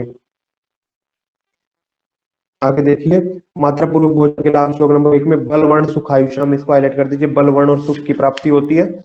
उसके बाद 9 से 13 नंबर श्लोक, ये इंपॉर्टेंट श्लोक है, यहाँ से क्वेश्चन आता रहता है। गुरु पिष्ट में तस्मान तंडुलान पृथुकानी, इससे पढ़ लीजिएगा। कह रहे अर्थ और तंडुल और पृथुक तो कभी नहीं खाने चाहिए, और खाने के मतलब ज्यादा मात्रा में नहीं खाने चाहिए, और खाने के बाद तो कभी नहीं खाने चाहिए, ये मतलब होता है इस लाइन का। उसके बाद वल्लूर शुष्क शाक, वल्लूर पूछा जाता है, वल्लूर क्या होता है? वल्लूर कहते हैं सूखे मांस रस को। 2013 में पूछा गया था राजस्थान के पेपर में कि वल्लूर किसको कहते हैं? शुष्क शाक को कहते हैं। वल्लूर शुष्क को कहते हैं, सूखे मांस को कहते हैं शुष्क शाक, शालूक और बिस ना अभ्यास, इनका अभ्यास नहीं करना चाहिए कभी भी। कुर्ची का किलाट, शोकर, गव्य मांस, मत्स्य दधि च माशकानी अवकांश नशीलियत, इनका प्रयोग पूछा गया था, तो इसका अभ्यास नहीं करना चाहिए, दधि को ज्यादा नहीं खाना चाहिए। उसके बाद षष्टिक शाली मधुक सेंदुक यवान अंतरिक्ष पे सर्पी जलम, उत्तराखंड 2016 बीएचयू उदयपुर से यहाँ से क्वेश्चन आया हुआ है। देखिए यवक को कहते हैं जई, यवक नहीं खानी चाहिए, और जब यव होता है उसको कहते हैं जो, तो जो का सेवन करना चाहिए, जई का सेवन नहीं करना चाहिए। आगे तच नित्य प्रयोजनम स्वस्थ ये नवर्तते अजता नाम, कह रहे हैं कि इसको ऐसा क्यों करना चाहिए, ऐसे गुरु पदार्थ लघु पदार्थ हम क्यों देख के खाए, हमारा जो करता है वो क्यों ना खाए। नित्य प्रयोजन स्वास्थ्य नहीं है नवर्तन, ऐसे पदार्थ को खाना चाहिए जो स्वास्थ्य का अनुवर्तन करते रहे, मतलब जो हमारे स्वास्थ्य को बढ़ाते हैं, अजता नाम नहीं हो तो उत्पन्न होने दे। तो उसके बाद आ जाइए, अब आ जाता है चालू जो किया है उस संस्कृत का वर्णन उन्होंने चालू, सुश्रुत ने जब किया है तो दंत पवन से किया है, और वाग्भट ने ब्रह्म मुहूर्त से किया है। ठीक है, ब्रह्म मुहूर्त में इसका वर्णन किया, ब्रह्म मुहूर्त से।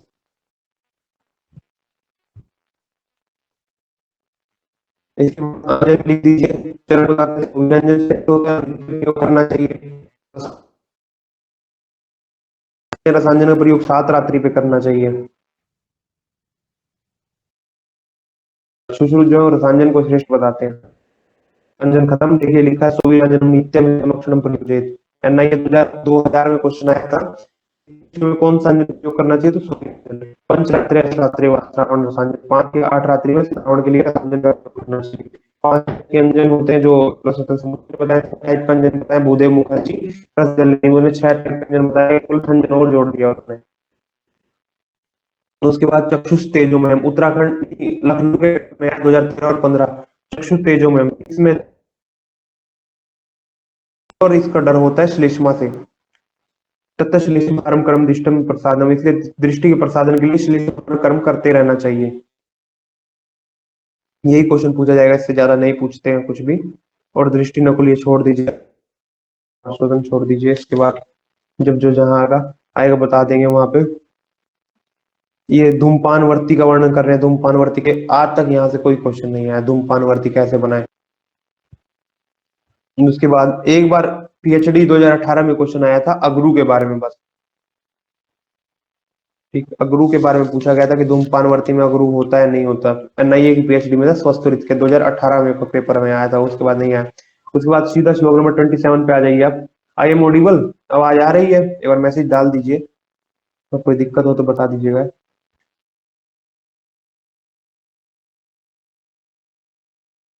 देखिए 27, गौरवम शीर्ष शूलम से अर्धाव, वो गौर, आवाज आ रही है?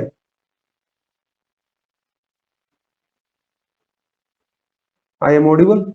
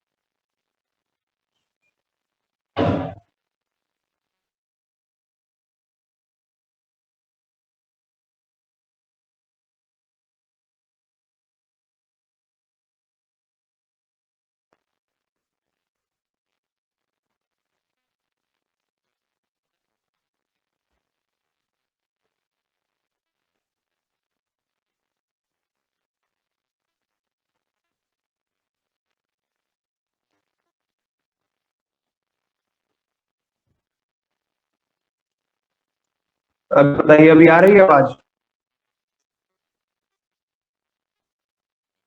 अभी आवाज आ रही है? हेलो?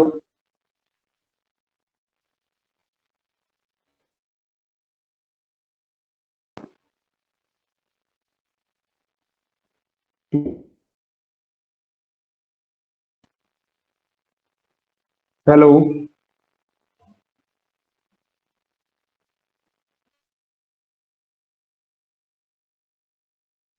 नहीं सर आवाज।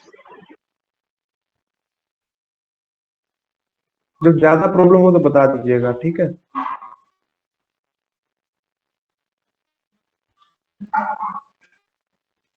उसके बाद आगे देखिए, गौरवम शीर्ष शूले,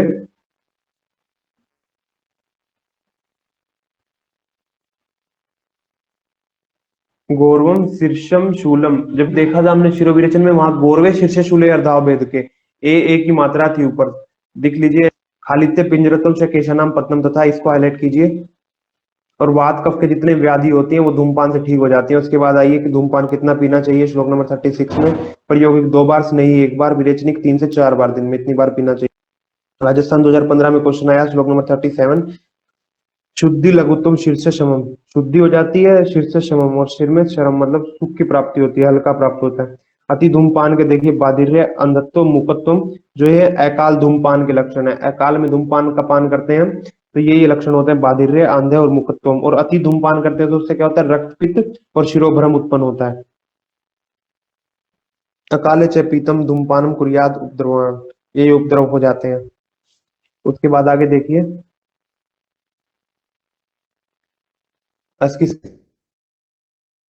अंजन और तर्पण करवाना है। लिख दिए सनत, स सर्पिपान, न फोर नस्य, ए फोर अंजन और तय फोर तर्पण, SNAT। आगे देखिए श्लोक नंबर, छोड़ दीजिए आगे सारा। तिमिर में धूमपान नहीं करवाना चाहिए, बस इंपॉर्टेंट है, तिमिर में धूमपान नहीं करवाना चाहिए। उसके बाद आगे देखिए, ये इस पे आ जाइए सीधा श्लोक नंबर 49 पे। यही लिखिए, प्रायोगिक जो लंबाई होती है वो 36 अंगुल, स्नेक की 32 और विरेचनिक की 24। इसमें अलग लिखा हुआ है, इसमें लिखा हुआ है 1.5 गुना कर देनी चाहिए, ये नहीं पूछा जाएगा। आपको ये पता होना चाहिए किसकी लंबाई कितनी होती है। प्रयोग की 36, नई की 32, विरेचनिक की 24। उसके बाद इस पे आ जाइए श्लोक नंबर 46 पे, अणु तेल पे। वर्षे वर्षे गुणे मतलब वर्ष वर्षों तक अणु तेल का सेवन करना चाहिए। त्रिशु ना चरेत, 3 बार। कौन कौन सी प्राप्त? श्वेतम कपिलम केशम श्मश्रुणु वा पुनः केश परचमुच्यते वर्धमाने च विशेष। केस गिरते नहीं और विशेष रूप से वर्धन होता है, और जो अणु तेल का नश से लेता है। अणु तेल के ड्रग के बारे में लिखा गया, इंपॉर्टेंट नहीं है, बस अणु तेल के बारे में आप लिख दीजिए। 7 में लेना होता है, तीसरे तीसरे दिन नश से लेना होता है, 13 दिन में पूरा पूरा प्रोसीजर कंप्लीट होता है, और अणु तेल की मात्रा होती है अर्धपल। यही इंपॉर्टेंट है। दंत पवन पे आइए।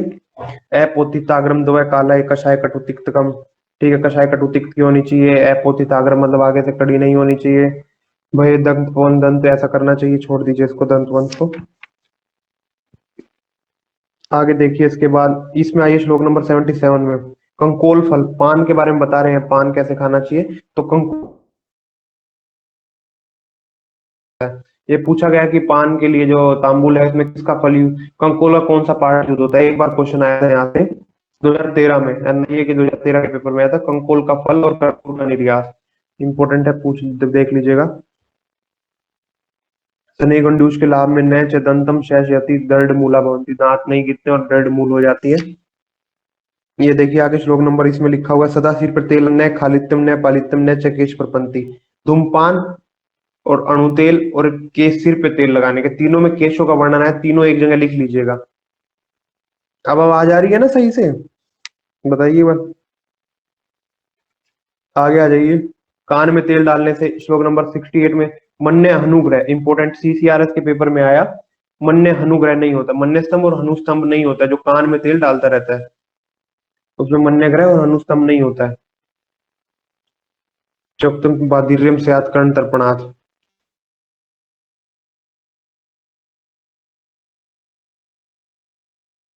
उसकी अधिकता होती है, वात की अधिकता, इसलिए त्वचा पे हमेशा स्नेहन करते रहना चाहिए। पैरों पे तेल मर्दन, श्लोक नंबर 91 पे आइए। न जामनगर 2012 11 में क्वेश्चन है, और जामनगर 2015 में 3 बार क्वेश्चन है इस श्लोक से।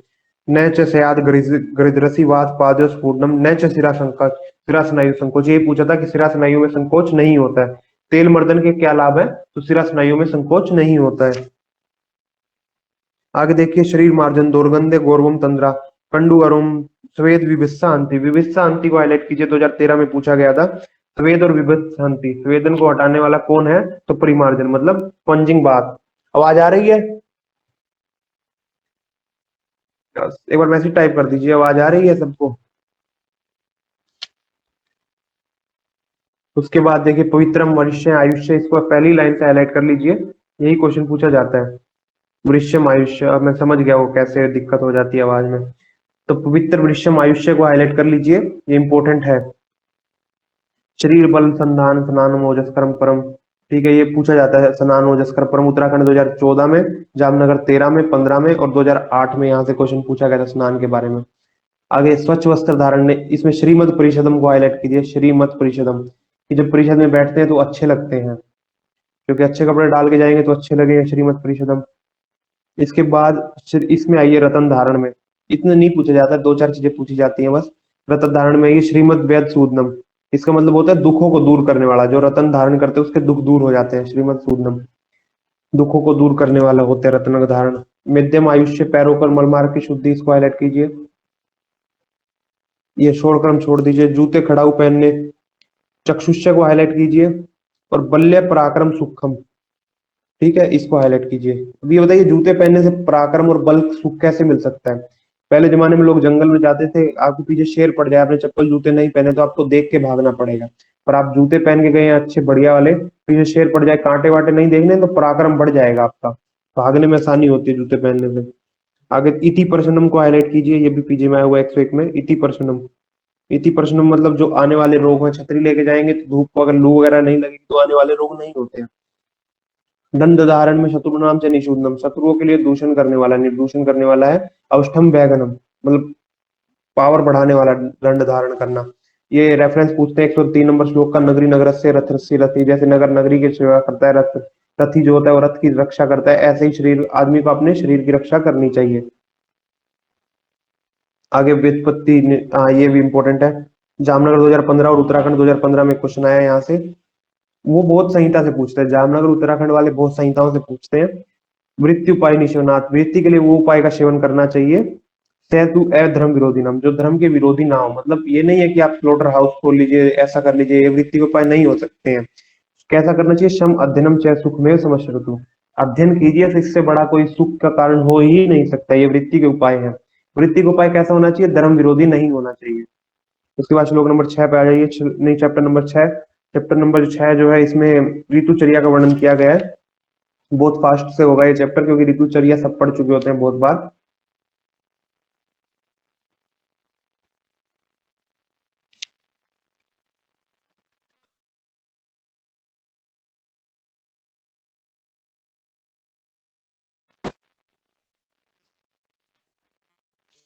दो काल होते हैं, आदान काल और आदान काल और दूसरा विसर्ग काल। आदान काल की रीत में कौन कौन सी होती है? आदान काल में बल घटता है, विसर्ग काल में बल, ठीक है, देखिए लिखा भी हुआ है, आगे देखते हैं। श्लोक नंबर 5 से आ जाइए। आदानम पुनः आग्नेय, जो आदान काल होता है उसमें आग्नेय होता है वो। तेवात अर्क वायु, पुनः आदान काल अग्नेय होता है। सूर्य वायु और चंद्रमा काल स्वभाव छोड़ दीजिए, आपको इतना ही याद रखना है। आग्नेय काल जो होता है वो कौन सा होता है? आग्नेय। आदान काल आग्नेय होता है, सौम्य काल विसर्ग काल होता है।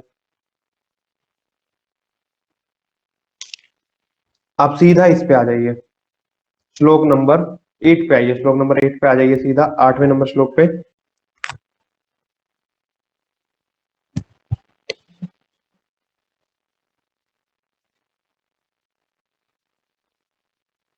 आदाव अंत्य च दौर्बल्यम, आदाव अंत्य च दौर्बल्यम, ठीक है।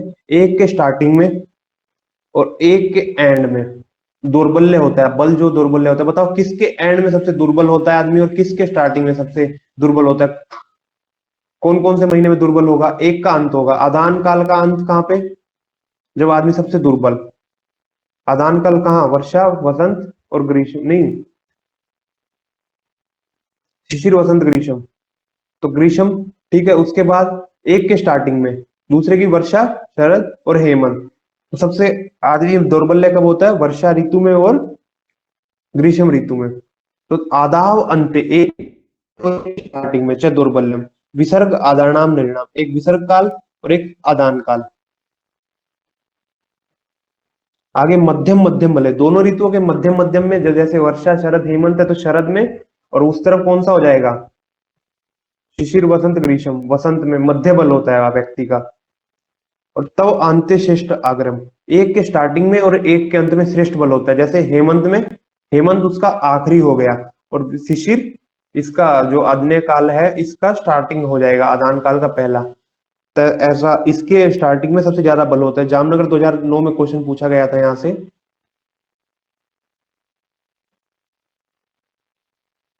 ठीक है, जामनगर 2009 में क्वेश्चन पूछा गया था यहाँ से, तो इंपॉर्टेंट है। आगे देखिए, ठीक है, दिल्ली टीविया कॉलेज है वहां पे 2013 में, और एनआईए 2012 में यहाँ से क्वेश्चन पूछा गया। शीतम शीतम अनिल स्पर्शम बलिनम बलिनम बलिपंक्ता भवती हेमंता, कह रहे हैं जो शरीर की उष्मा होती है वो शरीर के अंदर ही समावित होती है, इसलिए हम जो भी खाते हैं उसका पाचन कर लेती है अग्नि। इसलिए कौन सी ऋतु में होता है? हेमंत ऋतु में होता है।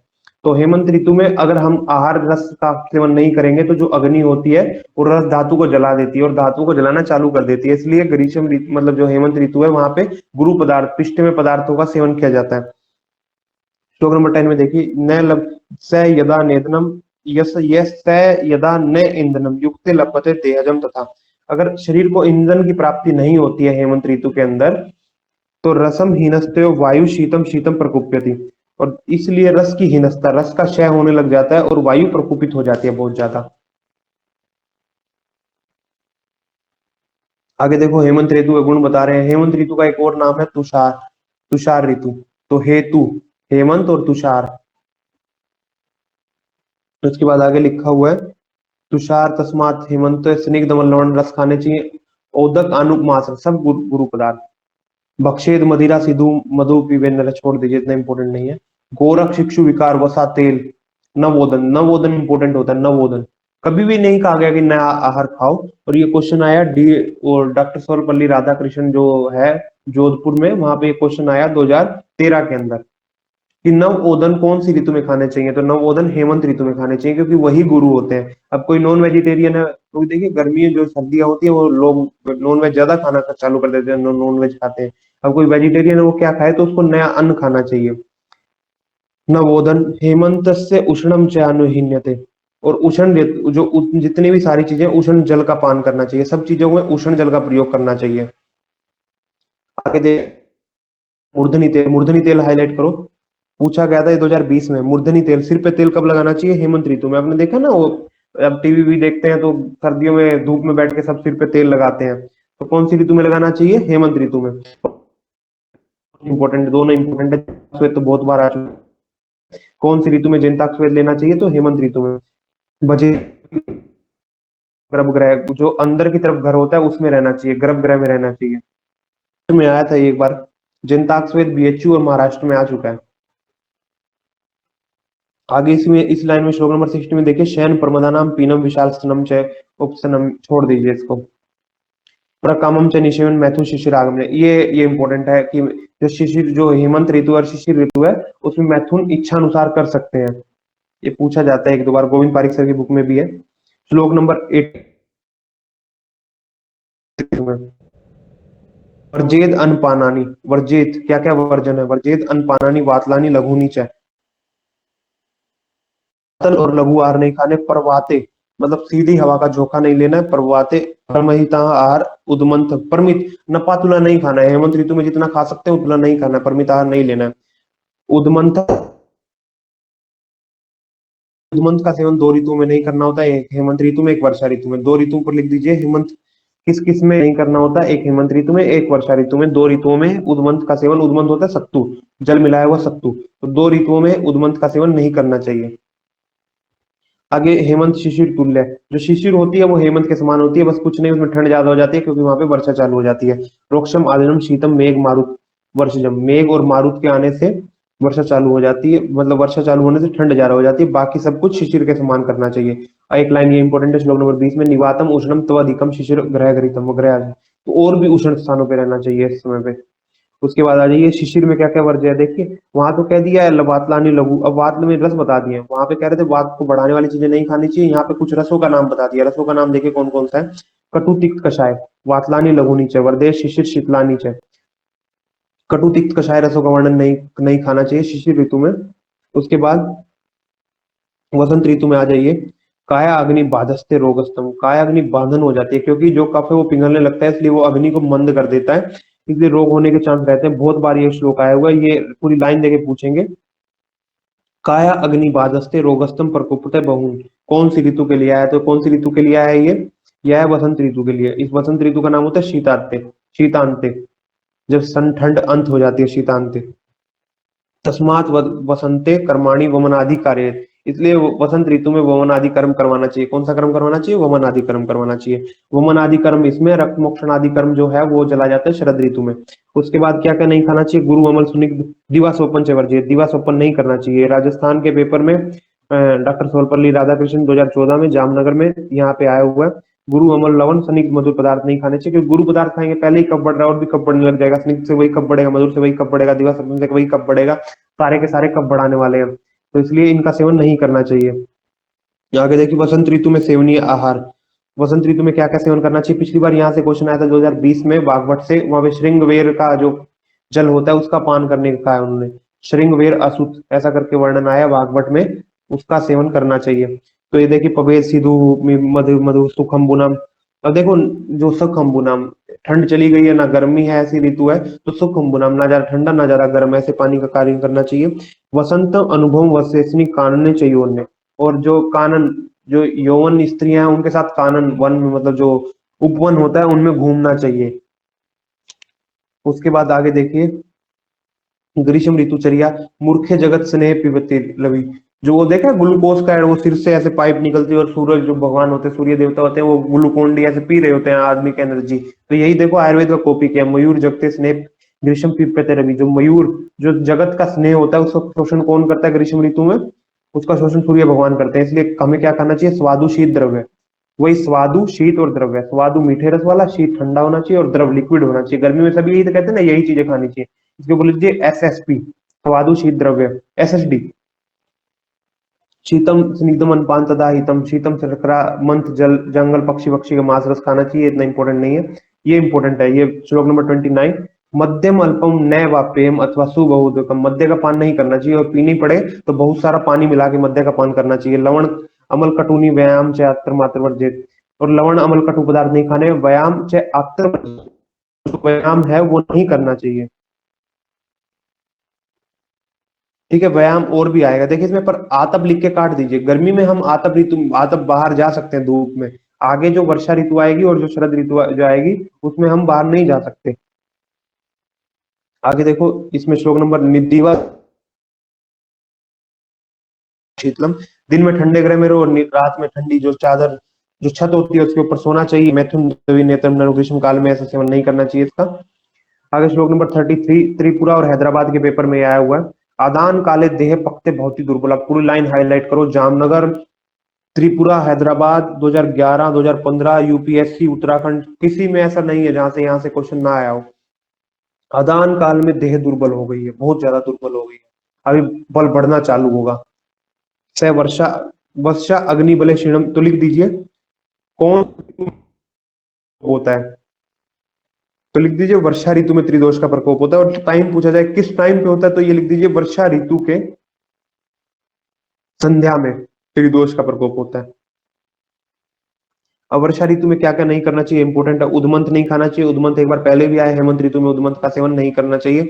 दिवा स्वपन नहीं करना चाहिए, दिवा स्वपन पहले भी आ चुका है, 3 बार आता है दिवा स्वपन। अवसाय, अवसाय होते हैं ओस को, फल्स को, इनका सेवन नहीं करना चाहिए। नदी का जल नहीं पीना चाहिए। व्यायाम आतप नहीं करना चाहिए, व्यायाम जो आतप नहीं करना चाहिए। व्यायाम ग्रीष्म ऋतु में भी है, पर ग्रीष्म ऋतु में आतप नहीं है, वहां पे आप धूप में जा सकते हैं। पर इस कंडीशन में वर्षा ऋतु में धूप में नहीं जाना चाहिए, क्योंकि ह्यूमिडिटी बढ़ जाती है। अगर ह्यूमिडिटी बढ़ती है तो फंगल इन्फेक्शन बढ़ने के चांस रहते हैं, इसलिए कभी भी धूप में ग्रीष्म ऋतु में नहीं जाना चाहिए।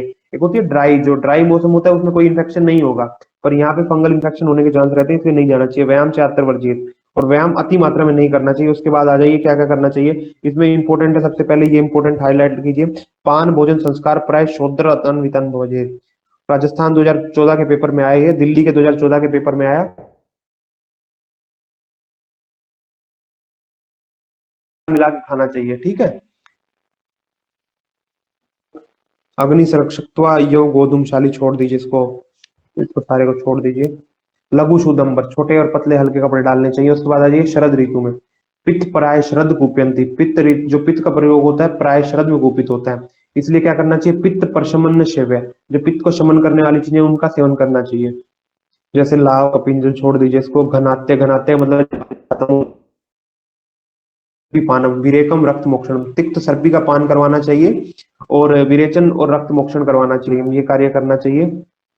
इंपॉर्टेंट है आतपस्य च वर्जनम, आतप का सेवन नहीं करना चाहिए। इसमें भी वही होता है, जो पित्त प्रकुपित होता है, पित्त तो वैसे ही आतप धूप देख के वैसे ही प्रकुपित हो जाएगा। तो 2 ऋतु ऐसे हैं जिसमें आतप का सेवन नहीं करना चाहिए। कौन कौन सी ऋतु है, कोई बताए, कौन सी 2 ऋतु है जिसमें आतप धूप का सेवन नहीं करना चाहिए। अभी बताया मैंने कौन सी 2 ऋतुओं में धूप का सेवन नहीं करना चाहिए, आप बोल भी सकते हैं माइक खोल के, कौन सी 2 ऋतुओं में आतप का सेवन नहीं करना चाहिए, मैसेज भी डाल सकते हैं आप। अभी अभी बताया कौन सी 2 ऋतुओं में आतप का सेवन नहीं करना चाहिए।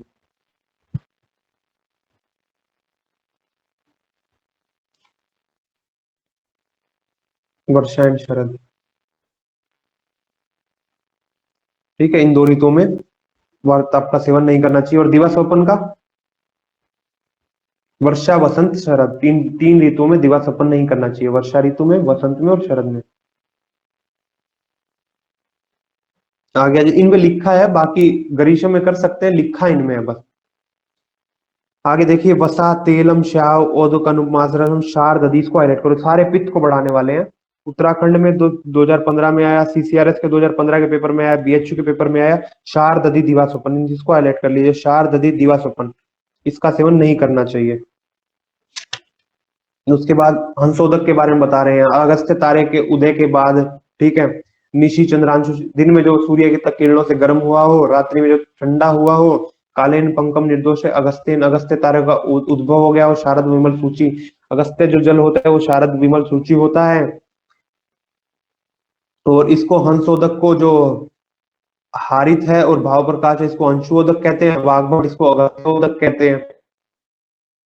शरद ऋतु में क्या करना चाहिए? प्रदोषे च इंदु रश्मि, जो चांद की किरणें होती हैं क्योंकि वो पित्त को कम करने वाली होती है, इसलिए चांद की किरणों का सेवन करना चाहिए। उसके बाद सर्वदोष प्रकोपक ऋतु होती है वर्षा, सर्वदोष शामक होती है शरद। बस यही है इसके अंदर थोड़ा सा इंपॉर्टेंट। सातवें का वर्णन किया गया है।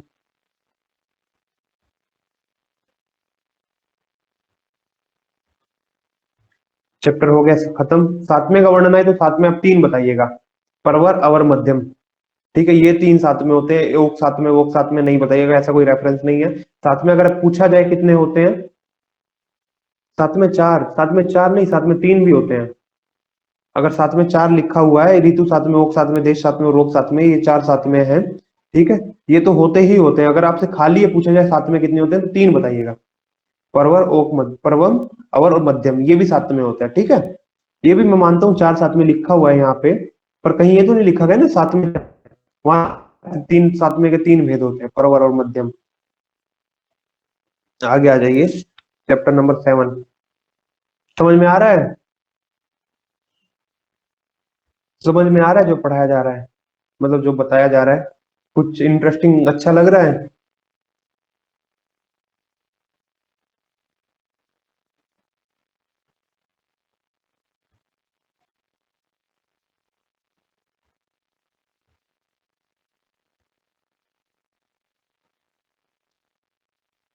आप भी ऐसे ही पढ़ा कीजिए, फास्ट फास्ट रिवाइज कीजिए, जल्दी जल्दी पढ़ा कीजिए, ये लेट लेट नहीं। एक बार मतलब कि ऐसे एक चैप्टर को लगे बहुत जल्दी जल्दी। अभी देखिए बहुत जल्दी सातवां चैप्टर खत्म करते हैं।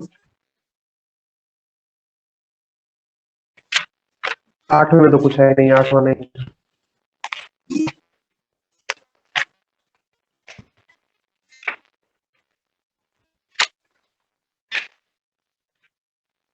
अधारणीय वेग बताए गए हैं। अधारणीय वेग में एक ही इंपॉर्टेंट है बस, 13 अधारणीय वेग होते हैं, उसमें से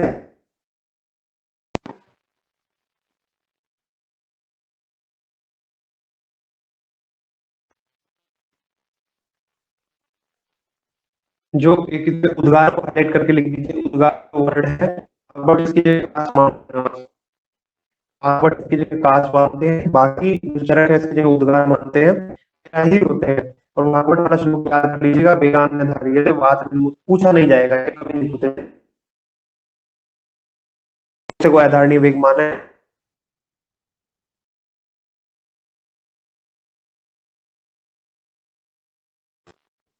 तो याद है।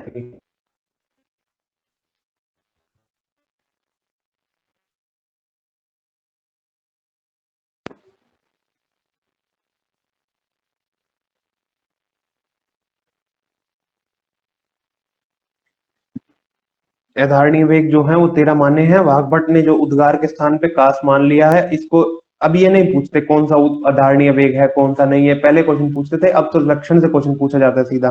वेगान धारियत वात विणमूत्र, फिर भी श्लोक याद होना चाहिए।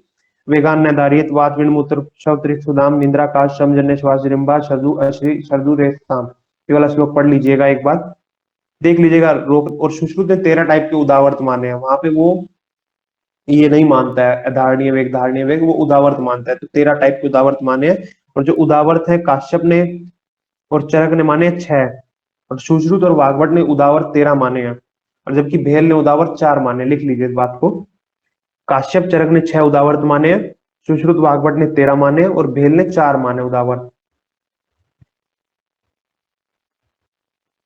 उसके बाद आगे देखिए, एतान धारिय जातान वेगान रोगन भोंती, ये छोड़ दीजिए इसको। अब मूत्र वाले में आइए, बस्ती मेहन शूलम मूत्र कृत शूल, विनाम को हाईलाइट कीजिए। जो विनाम वर्ड है एक बार यहाँ आता है और एक बार जरम्बा में आता है। विनाम होता है आगे की तरफ झुके रखना, और वक्षण आना, आना जो है इसमें है, और जो आद्यमान होगा वो पुरीश में आएगा। त्याद निगम मूत्र निग्रह है, ये मूत्र रोकने के लक्षण है। बस्ती मेहन्यो, बस्ती मेहन्यो, अगर इसकी जगह मेडर वृषण होता तो शुक्र चला जाता आंसर। बस्ती आ गया तो इसलिए मूत्र जाएगा। और शूल मूत्र कृचम शिरोरुजा, मूत्र कृच आपको पता है, यूरिन रिटेंशन के बाद जब यूरिन पास करते हैं तो कुछ टाइम के लिए आपको ऐसा लगता है कि यूरिन नहीं आ रहा है, आपके ब्लैडर में एम्पिटीज की फीलिंग नहीं आती, ऐसा लगता है ब्लैडर भरा हुआ है बस यूरिन आ नहीं रहा है, क्योंकि पिडेंडल नर्व की सप्लाई हैम्पर हो जाती है थोड़ी देर के लिए इसमें। आगे आ जाइए, इसकी चिकित्सा 7 नंबर श्लोक में देखिए। स्वेद अभ्यंग सर्पिष्ट अपीडकम, सर्पिष्ट अपीडकम को हाईलाइट कीजिए। अपीडक पान में सर्पिक पान करवाना है। अपीडक का मतलब होता है प्रचुर मात्रा में बहुत ज्यादा घी का पान करवाना है, ताकि जो वही है वात बढ़ जाएगी, वात घृत घृत पीने से वात की शांति हो जाएगी, या स्नेह पीने से वात की शांति हो जाएगी। इसको त्रिविध बस्ती कर्म हाईलाइट कीजिए, पीजे में 2-3 बार आया हुआ है। त्रिविध बस्ती कर्म का वर्णन आएगा तो किसमें जाता है ये, मूत्र वेग में। आगे देखिए 8 नंबर श्लोक में, पक्वाश्य शिरम वात वर्च अप्रवर्तनम। पक्वाश्य और सिर में शूल होती है। बेचू 2017 में क्वेश्चन आया, यहाँ से पूरी लाइन उठा के दी थी। पक्वाश्य शिरशूलम वात वर्च अप्रवर्तनम, पीढ़ी का उद्वेष्टनम पुरीश याद। ये पुरीश पीढ़ी का उद्वेष्टन, देखिए पुरीश में 3 चीजें याद कीजिए, पीढ़ी का उद्वेष्टन, पक्वाश्य शूल और परमाथी अन्नपान। ये इसकी तीनों पै पै पै, पुरीश में तीनों चीज पै पै से चालू होती हैं। आगे देखिए इसकी चिकित्सा में लिखा होगा परमाथी गुण, वर्ती और बस्ती कर्म करवाना है, ठीक है कोई दिक्कत नहीं है। मिड्र विष्णु शूलम अग्नि हृदय व्यथा, हृदय व्यथा को हाईलाइट के लिए शूलो अंगमर्द हृदय व्यथा। एक श्रम साध हृदय व्यथा आती है, वो आती है समझने उसमें सुधा में, भवेत विबंध मूत्र में विचय, ठीक है मूत्र का विबंध हो जाता है शुक्र का वेग धारण करने से। उसके बाद आगे आ जाइए, इसकी शुक्र वेग की चिकित्सा है मदिरा चरण विधा, मुर्गे का मांस रस देना और मदिरा का पान करवाना है। उसके बाद अपान वायु छोड़ दीजिए, अपान वायु इंपोर्टेंट नहीं है इतनी। वर्ती और भोजन करवाने हैं वातघन। इस पे आ जाइए वमन वेग रोकने से, यहाँ से क्वेश्चन आता है वमन वेग वाले से। कंडू वमन वेग वाले होते हैं, सब स्किन डिजीज कोज करते हैं। तो कंडू कोट है, रुचि अंग क्या कहते हैं, व्यंग शोथ पांडु जवराम्य कुष्ठ हल्लास विसर्प छर्दी निगजान कदम। कामला नहीं होता, बस इसके नीचे लिख दीजिए कामला नहीं होता है। पांडु होता है पर कामला नहीं होता है, क्योंकि जो चरक मानता है वो मानता है कि पांडु जो कामला है वो पांडु की बड़ी हुई व्याधि है उसके बाद होती है, इसे पहले पांडु मानते हैं। इसकी चिकित्सा है भुक्तों पर छरने, रक्त मोक्षण को हाईलाइट कीजिए, बाकी सब याद रहता है, रक्त मोक्षण हाईलाइट कीजिए, रक्त मोक्षण इंपोर्टेंट है। आगे अगर शत्रु का वेग रोकते हैं तो मन्य स्तंभ हो जाता है, सब मतलब गर्दन अकड़ जाती है, ये इंपॉर्टेंट है। ये 2012 में 2015 में 2-3 बार आया हुआ है। और इंद्रियों में दुर्बलता और वाग्भट इसकी चिकित्सा बताते हैं अर्क अवलोकनम, सूर्य को दिखा दो तो शत्रु की चिकित्सा अपने आप छींक आ जाएगी उसको, तो चिकित्सा हो जाती है। इसके देखो छींक की चिकित्सा लिखी है घृतम चौत्र भक्तिकम, घृत पान करना चाहिए खाना खाने के बाद। खाना खाने के बाद घृत पान और व्याधियों में भी लिखा गया, व्याधियां हैं सूर्यावर्त, घृतम चौत्र भक्तिकम सूर्यावर्त में, वात स्वर भेद में, बाहु शीर्षवात में, कर्णशूल में, राजक्षमा में और तालुशोष में। हिक्का श्वास अरुचि, देखिए हिक्का श्वास अरुचि कम, यह उद्गार में छोड़ दीजिए, उद्गार वाला हिक्का तुल्य औषध देनी होती है, ये इंपॉर्टेंट है। पूछा जाता है हिक्का तुल्य औषध कौन सी, मतलब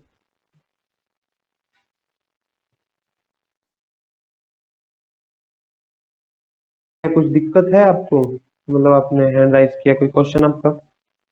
हिक्का तुल्य, उद्गार के वेग में हिक्का तुल्य, देखो हिक्का से ही चालू हो रहा है, हिक्का ही तुल्य औषध है, तो उद्गार में हिक्का हिक्का आएगी जो कुछ भी आएगा। अब देखिए जरम्बा, जरम्बा में विनाम आ रहा है, विनाम एक बार पहले भी आया है, किसमें है उत्तर वेग वाले में। संतृप्ति कम प्रवर्तनम सर्ववातगनम औषधम, इसको एनआईए 2005 में आया था कि जरम्बा में क्या चिकित्सा करनी चाहिए, तो सर्ववातगन चिकित्सा करनी चाहिए, जो वात को नाश करने वाली चिकित्सा वो चिकित्सा करनी चाहिए।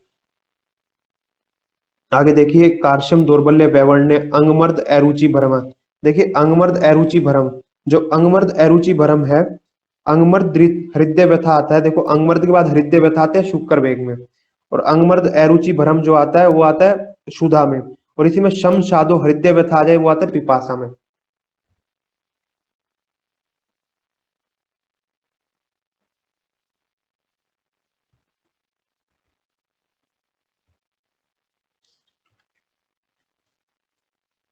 उसके बाद आ जाइए पिपासा में बाधिर्य, बाधिर्य इंपॉर्टेंट है, पिपासा में बाधिर्य हाईलाइट कर लीजिए, बाधिर्य बहुत इंपॉर्टेंट है पिपासा में। मैक्सिमम पूछा जाता है तो यही पूछा जाता है यहाँ से, अगर बाधिर्य पूछा जाएगा यही, मतलब बाधिर्य सबसे इंपॉर्टेंट होता है। और आंसू में प्रतिशाय, आंख से पानी नहीं आएगा तो नाक से पानी आ जाएगा, प्रतिशाय अक्षी रोग हो जाते हैं, हृदय रोग हो जाते हैं, हृदय रोग इंपॉर्टेंट है, जो ना रोने से हार्ट बीमारी हो जाती है, इसलिए कहा जाता है कई बार, जैसे आपने देखा होगा कई लोग रोते नहीं है, जैसे कुछ ट्रेजिडी हो गई तो रोएंगे नहीं, तो फिर उनके दिल में दिक्कत हो जाती है, वो थोड़े से बोलते बोलते नहीं है, फिर ऐसा कुछ हो जाता है, तो हृदय। तो स्वप्न और मध्य प्रियम कथा, तो इसकी चिकित्सा क्या, स्वप्न लेना चाहिए और मध्य और प्रिय कथा, मतलब जो कहानी अच्छी लगे वो सुननी चाहिए, क्योंकि उस टाइम पे एंटरटेनमेंट के लिए कहानी ही सुनी जाती थी।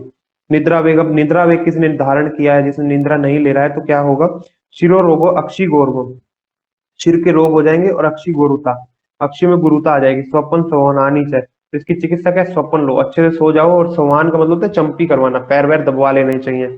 स्वपन संवाहन ही चाहिए, ऐसा करना चाहिए। आगे देखो, गुल्म हृदय रोग, समजन्य श्वास में एक आदमी भागा भागा गया, बॉस के रूम में गया, वहां सांस भी नहीं ले पा रहा जोर जोर से, तो उसका सांस जो है एब्डोमिनल में जाएगा और वहां से गुल्म उत्पन्न करेगा, गुल्म, और वो फिर ऊपर आएगा, हृदय रोग। हृदय रोग थोड़ा सा फिर और ऊपर आएगा, थोड़ा थोड़ा सांस बाहर निकलेगा, तो चला जाएगा किसमें? सम्मोह, ब्रेन में जाके वहां पे मोह उत्पन्न कर देगा। शम श्वास धारणम, वातघन क्रिया करनी चाहिए, वातघन क्रिया करो। अब देखो, वातघन भी 3 बार आया है। वातघन अन्न करना चाहिए शवथु में, वातघन औषध जृंभा में, और वातघन क्रिया श्वास रोग में, समजन्य श्वास में 3 बार आता है ये हो गया वेग वाला चैप्टर। अब आगे ये छोड़ दीजिए, कायिक मानसिक वाचिक ये नहीं पूछा जाता, व्यायाम पे आ जाइए सीधा, व्यायाम से क्वेश्चन आ जाता। व्यायाम से क्वेश्चन आता है, शरीर चेष्टा या चेष्टा स्थैर्य बलवर्धनी, जो शरीर की वो चेष्टा जो बल को बढ़ाने के लिए की जाती है उसको व्यायाम कहते हैं। देह व्यायाम संख्यातम मात्र करना चाहिए। शरीर आयास जन्य कर्म व्यायाम संगीतम, शरीर में जो आयास जन्य जो कर्म होता है उसको व्यायाम कहते हैं। व्यायाम के लाभ के लाघव कर्म सामर्थ्य, लघुता आती है और कर्मों में सामर्थ्य बढ़ता है। स्थैर्य दुख सहिष्णुता, स्थिरता मतलब स्थिरता बढ़ती है बॉडी के अंदर। दुख सहिष्णुता मतलब कार्य करने की शक्ति आती है। दोष क्षय मोस्ट इंपोर्टेंट है, दोष का क्षय होता है और अग्नि की वृद्धि होती है। ऐसा क्वेश्चन पूछा जाएगा आपसे और मेरे को लगता है इस साल आएगा, किस क्रम से दोष का क्षय या अग्नि की वृद्धि होती है? तो जो दोष का क्षय है मतलब व्याधियों का नाश होता है और अग्नि की वृद्धि होती है, अग्नि प्रज्वलित होती है व्यायाम के कारण। आगे व्यय रूप गुण हानि, इसी में लिखा हुआ है व्यय रूप गुण हानि विमर्श में, व्यय रूप गुण हानि कुरिया सुदर्शनम, व्यय रूप गुण जो आपके बुढ़ापे में जो व्यय रूप गुण आ रहे हैं उसका नाश करके सुदर्शन बनाता है, आपको अच्छा दिखने में बनाता है। जो व्यायाम से मस्कुलर बॉडी बन जाएगी तो अच्छा दिखता है। आगे देखिए, अधिक व्यायाम से हानि, यही पहुंचिए, अधिक व्यायाम से हानि, शम कलम शय तृष्णा रक्तपित परतमक, राजस्थान 2015 में यहाँ से क्वेश्चन आया था, काज वास सर्दी, ये श्लोक पढ़ लीजिएगा, यहाँ से क्वेश्चन बहुत बार आता है। टेस्ट देंगे वहां पे भी यहाँ से क्वेश्चन आता ही रहता है। अब व्यायाम के लक्षण बता रहे हैं, सब श्लोक है एक्चुअली असली संहिता में नहीं है, बाद में जो टीकाकारों ने इस श्लोक को डाला है। स्वेद आगम, श्वास वृद्धि, गात्रणम लाघवम, स्वेद आगम, स्वेद की प्रवृत्ति हो जाती है, श्वास की वृद्धि होगी। यही तो होता है जब जब एक्सरसाइज करते हैं, श्वास वृद्धि, गात्रणम लाघवम, गात्र में लघुता आती है, हृदय क्रोध, और हृदय में ऐसा भारीपन से महसूस होने लग जाता है। ठीक है, आगे देखिए श्लोक नंबर 35, गज इव इव नश्यते। इतनी, ये 5 चीजें देखो, इतनी 6 चीजें कौन कौन सी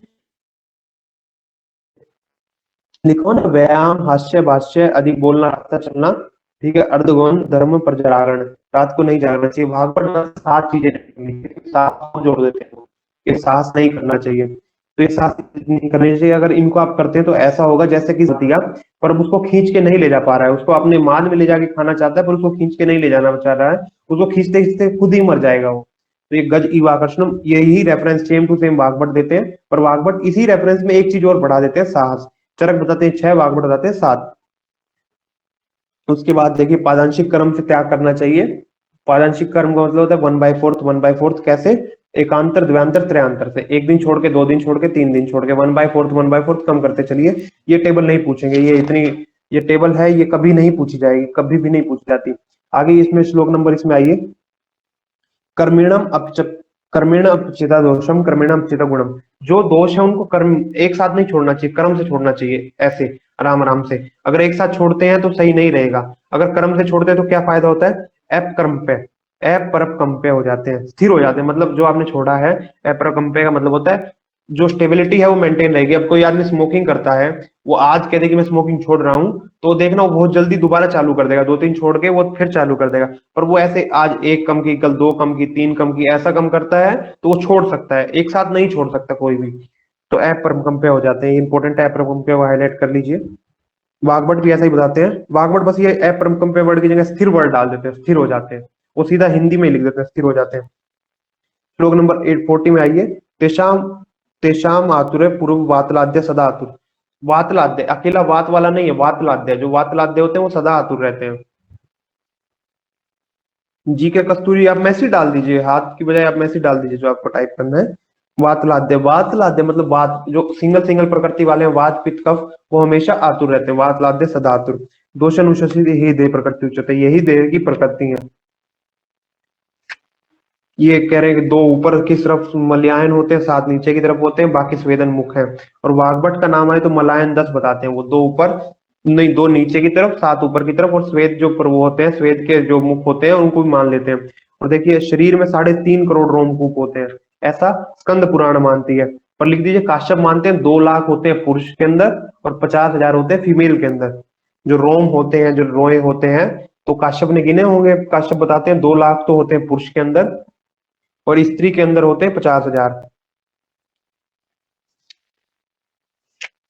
ये देखिए, ये इसमें आ जाइए श्लोक नंबर 46। इसमें लिखा हुआ है कौन से मास में किसका निहरण करना चाहिए, कौन से दोष का निहरण करना चाहिए। तो देखो माधवम प्रथम मासी, प्रथम महीने में, तो ठीक है, ये इसको छोड़ दीजिए, आप ऊपर लिखिए नस्मा। कहीं देखिए यूपी बिहार में आते हैं तो कहते हैं नस में टीका लगा दिया है, हमारी नस में टीका लगा दिया, तो लिखिए नस्मा। नस से नभस्य, से सहस्य, और मैं से माधव, माँ नस्मा, माँ से माधव है तो वात पित्त कफ, नस्मा, न से नभस्य में वात, से सहस्य पित्त, और माँ से माधव कफ में। चैप्टर खत्म, बाकी देख लीजिएगा थोड़ा थोड़ा और। हाँ इस पे आइए, इंपॉर्टेंट चीज रह जाइए, श्लोक नंबर 61 पे आइए, दधी पे। न नक्तम दधी भुंजित, रात्रि को दधी नहीं खाना चाहिए। चाप पे घृत शर्करम, और घृत और शर्करा का पान नहीं करना चाहिए। न मुदक जूषम, न शोद्रम, न उष्णम लवण, न अमल के बिना।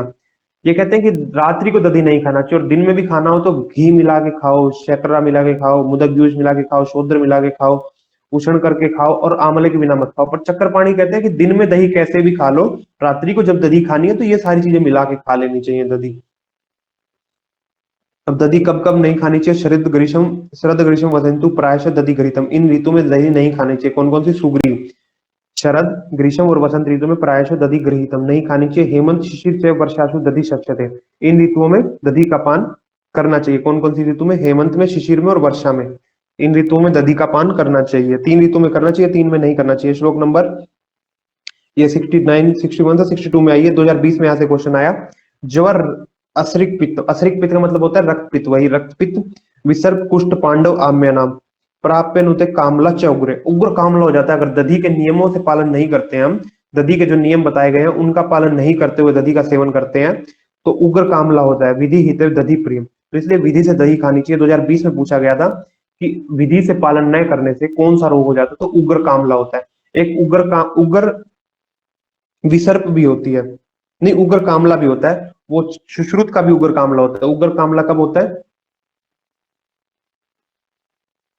मूषक विष में, वहां पे मूषक विष में बताते हैं उग्र विसर्प और उग्र कामला।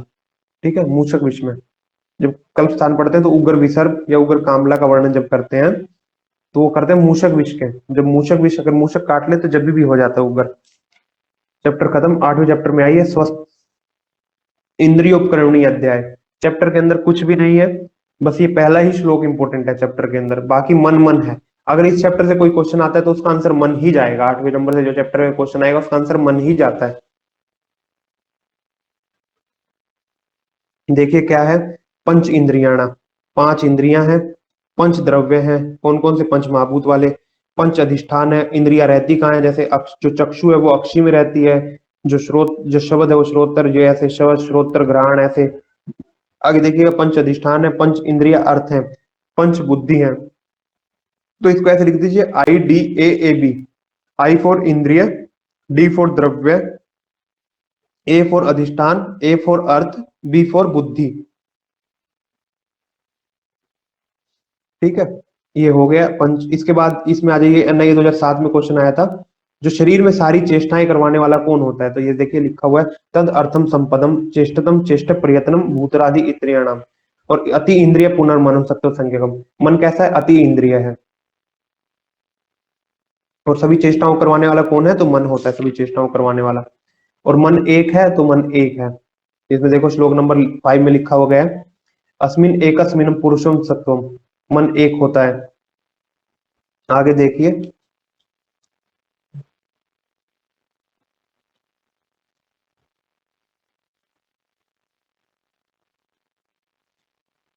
श्लोक नंबर 7 पे देखिए,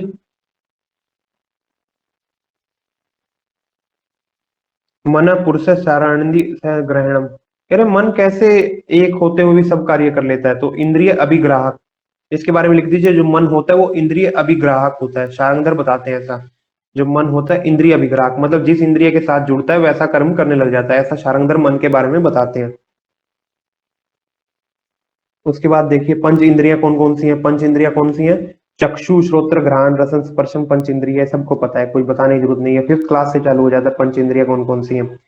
पंच द्रव्य कौन से हैं? पंच महाभूत को ही पंच द्रव्य, जहां पे पंच द्रव्य पंच चीजें आ जाए ना, वहां पे पंच महाभूत फर्स्ट चॉइस रहती है आदमी की। तो ख वायु ज्योति आप भूरी, भूरी कहते हैं पृथ्वी को। और पंच इंद्रिय अधिष्ठानम, इंद्रिय के अधिष्ठान कहाँ से है? जो अक्षी, कर्ण, नासा, जिह्वा, ये पंच इंद्रिय के अधिष्ठान है। अब पंच बुद्धि, इंद्रियों के पीछे बुद्धि लगा देना, चक्षु बुद्धि आदि। ठीक है। पुनः इंद्रियाणाम अर्थम सत्व से निकर्षे, जो बुद्धि होती है वो दो प्रकार की होती है, एक जो क्षणिकम और एक निश्चयात्मिका। क्षणिकम जैसे आपने किसी को देखा, आपको याद रहा कि ये क्षणिक, हाँ ऐसा ऐसा होता है। एक निश्चयात्मक, आप कन्फर्म है, आप उसके बिना देखे भी बता सकते हैं कि ये आदमी ये है, उसको कहते हैं निश्चयात्मिका। बुद्धि का जो भेद है, ये क्वेश्चन 2020 में पूछा गया था, निश्चयात्मिका आंसर गया था उसका, कि बुद्धि का भेद है निश्चयात्मिका। ठीक है। क्षणिका और निश्चयात्मिका बुद्धि के दो भेद हैं, उसमें से ऑप्शन में एक निश्चयात्मिका था, तो ये आंसर गया 2020 में आया था ये। स्मृति के भी, स्मृति के कितने कारण होते हैं? अभी पीछे बताया, स्मृति के कितने कारण होते हैं? ज्ञान देवता कितने होते हैं? और स्मृति के कारण कितने होते हैं बताओ?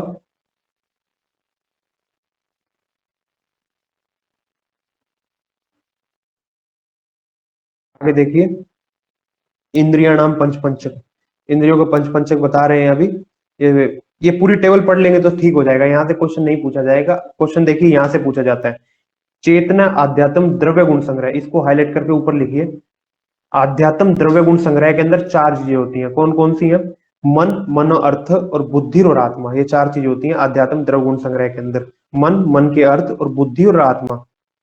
तो देखो, शुभ अशुभ प्रवृत्ति निवृत्ति हेतुश्च द्रव्य आश्रित चक्रम ये उपचते क्रिया, और यही जो शुभ अशुभ प्रवृत्ति को करवाने वाले होता है, जो हेतु द्रव्य संग्रह है या जो आध्यात्म द्रव्य गुण संग्रह है, यही जो सब शुभ अशुभ प्रवृत्ति को कर्म को करवाने वाला होता है।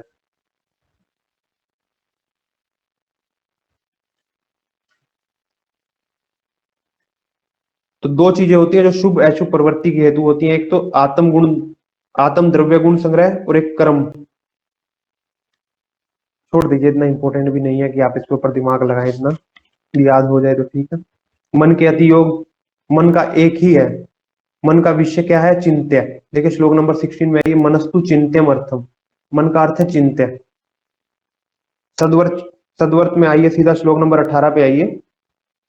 सदवर्त के दो फायदे होते हैं। सदवर्त, सदवर्त मतलब जो सदपुरुषों का आचरण होता है, उस आचरण को फॉलो करना सदवृत कहलाता है। और व्रत का मतलब होता है कंटिन्यू। आप ये नहीं है आज करके छोड़ दें, आज आपको कहा गया कि झूठ नहीं बोलना तो आज आज ऐसा करेंगे। व्रत का मतलब होता है कंटिन्यू करना। ठीक है, एक चीज को कंटिन्यू करते रहना। तो सदव्रत के दो फायदे होते हैं, आरोग्य और इंद्रिय जय। दोनों को हाईलाइट कर लीजिए, देखो लिखा हुआ है आरोग्यम और इंद्रिय विजय। सदव्रत के पालन करने से दो फायदे मिलते हैं, आरोग्य और इंद्रिय जय। ये छोड़ दीजिए, हेतु इष्यते फल इष्यते, कभी नहीं क्वेश्चन पूछा जाएगा यहाँ से, कभी पूछेंगे भी नहीं वो। एक आध बार वैसे क्वेश्चन टेस्ट पेपर में दे देते हैं ऐसे कुछ करके, पर ऐसा पूछा नहीं जाता है। अब बता रहे हैं इस चैप्टर के लास्ट में आइए, पंच इंद्रियों के बारे में बताया गया है, मनो के हेतु चतुष्टय, उसको कभी क्या हुआ कोई चार्ट, वो ना सदवृत्ति से क्वेश्चन नहीं पूछा जाता कि चतुष्पथे नमस्करो तो हेतु इष्यते फले न इष्यते न नियम विद्यात न संस्था भिन्द्यात, ऐसा करके वो पूरे श्लोक हैं, वो जिसको याद हो गए अच्छी बात है, मुझे भी याद है, पर क्वेश्चन नहीं पूछा जाता, लैक ऑफ टाइम, तो इसलिए छोड़ रहे हैं हम उसको। अब खुड्डाक चतुष्पाद 9वां चैप्टर आ जाइए। निर्देश चतुष्क का पहला चैप्टर है ये। एक बार क्वेश्चन पूछा गया बीएचयू में कि तीसरा चतुष्क का नाम क्या है, तो तीसरे चतुष्क का नाम क्या है? निर्देश चतुष्क। चतुष्क पता है ना सभी को, ये इतना आसान क्वेश्चन बीएचयू जैसी जगह पूछा गया, जो सबसे टॉप मोस्ट, मतलब आयुर्वेदा की तो पहले नंबर पे जो ब्रांच, मतलब पहला जो है बीएचयू है, वहां पे इतना आसान क्वेश्चन पूछा जाता था। तो अय्या जो नीट वाले हैं वो तो इससे भी आसान क्वेश्चन पूछते हैं। उसके बाद आगे आइए,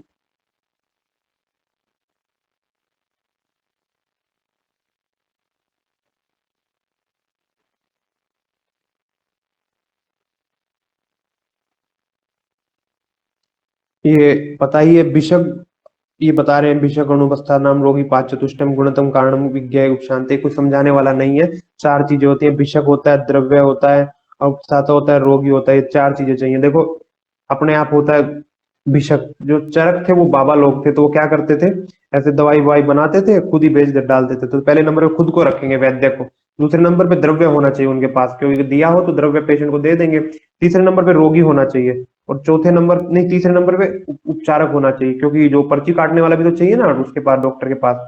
जो कि सुश्रुत में इसका उल्टा है। सुश्रुत को क्या चाहिए, एक तो खुद होना चाहिए, सर्जन थे खुद हो, और एक पेशेंट हो, और क्या चाहिए उनको, काट पीट कर देंगे ऐसा करके। तो देख लीजिए, एक दो तीन चार नंबर लगाइए इस पे। एक नंबर पे होता है वैद्य, दो नंबर पे होता है द्रव्य, तीन नंबर पे होता है उपस्थाता, और चार नंबर पे होता है गुणवान रोगी। देख, अब वाग्भट और चरक का सीक्वेंस यही है, 1 2 3 4।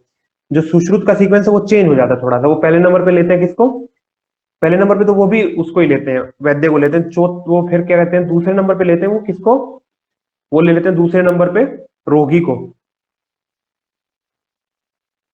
फिर तीसरे नंबर पे लेते हैं वो औषध को। चौथे नंबर पे परिचारक, क्योंकि वो तो ड्रेसिंग व्रेसिंग करनी होती है तो बाद में जरूरत पड़ती है। तो चौथे नंबर पे ड्रेसिंग, मतलब ऐसा उनका सीक्वेंस है। भेल ने सीक्वेंस लिया 2 3 4 1, लिख दीजिए 2 3 4 1, लिख लीजिए सबके, फिर बाद में कोरिलेट कर लीजिएगा। चरक वाला जो है इसको याद करना है, बाकी के लिख लीजिए। वाग्भट चरक का है 1 2 3 4, सुश्रुत का है 1 4 2 3, भेल का है 2 3 4 1। भेल है जो द्रव्य को पहले लेते हैं, और जो काश्यप है वो चार, रोगी को पहले लेते हैं, उसके बाद का खंडित, उसके बाद का नहीं मिलता है। काश्यप रोगी को पहले लेते हैं।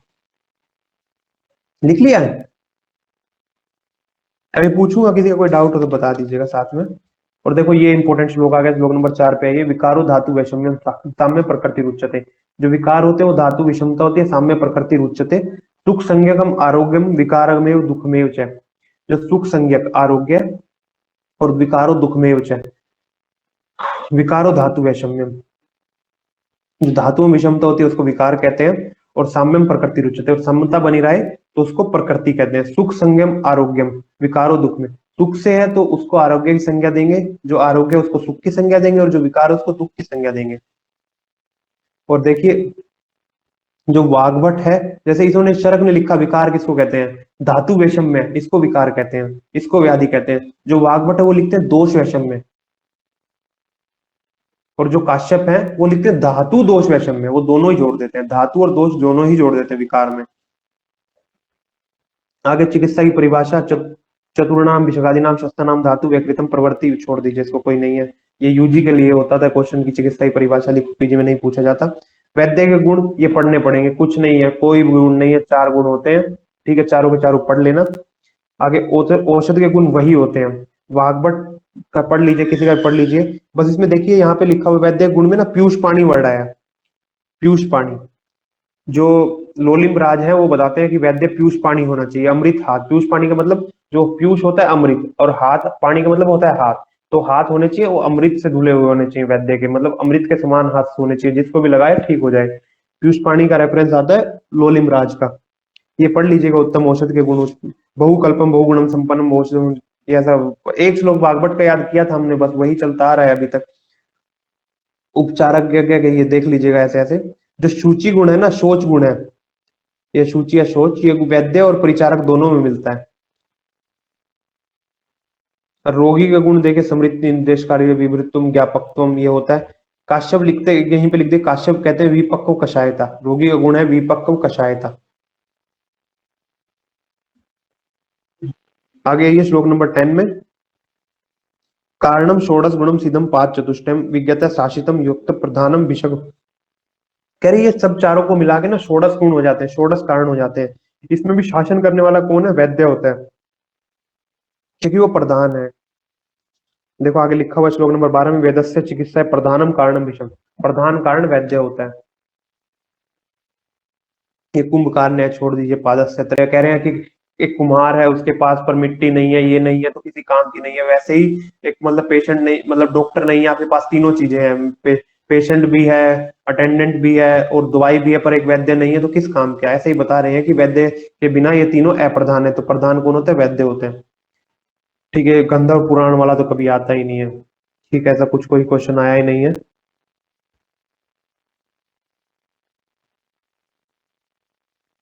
ये देखिए श्लोक नंबर जो ये लिखा हुआ है इसमें, आइए श्लोक नंबर 17 में, यदृच्छा समृद्धि नियत आयुष्य भिषंगमानी निहते आशु शतम निशत आशुनम। ठीक है, नियत आयु वाला शरण में आए हुए रोगियों की यदृच्छा से अच्छा कर भी लेने वाला वैद्यमानी मूर्ख वैद्य।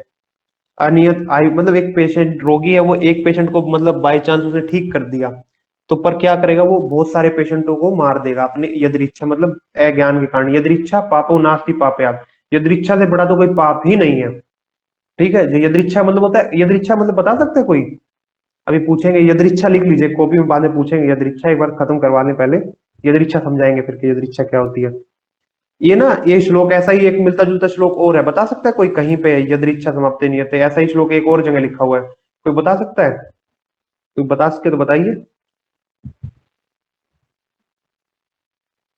चैप्टर 20, जो सूत्र स्थान का 20वां चैप्टर, वहां पे भी ऐसा श्लोक आएगा, मैं बता दूंगा, खुद ही बता दूंगा आपको वहां पे भी। आगे शस्त्र शास्त्रनी सलीले कह रहे हैं, जैसे पानी को जिस पात्र में डालते हैं वैसे ही, जैसे शास्त्र को जैसे लोग अध्ययन करते हैं वैसे ही हो जाता है, जैसे शास्त्र को जैसे जो सीखता है वैसा हो जाता है। शस्त्र शास्त्र और जल इनको जिन पात्र के अनुसार ग्रहण किया जाता है वैसे ही हो जाते हैं, कोई हमारे किसी काम का नहीं है। उत्तम वैद्य के 6 गुण, तो ये इंपॉर्टेंट है, वैद्य गुण पूछ जाते हैं तो वैद्य के 6 गुण होते हैं। विद्या भीतर को विज्ञान समृद्धि प्रियता, ये पढ़ लेना, 6 के 6 गुण याद होते हैं, पूछ लेते हैं एक गुण डाल के है या नहीं है। ये अगले छोड़ दीजिएगा, विद्यामती कष्टम आरंभ सिद्धियां छोड़ दीजिए।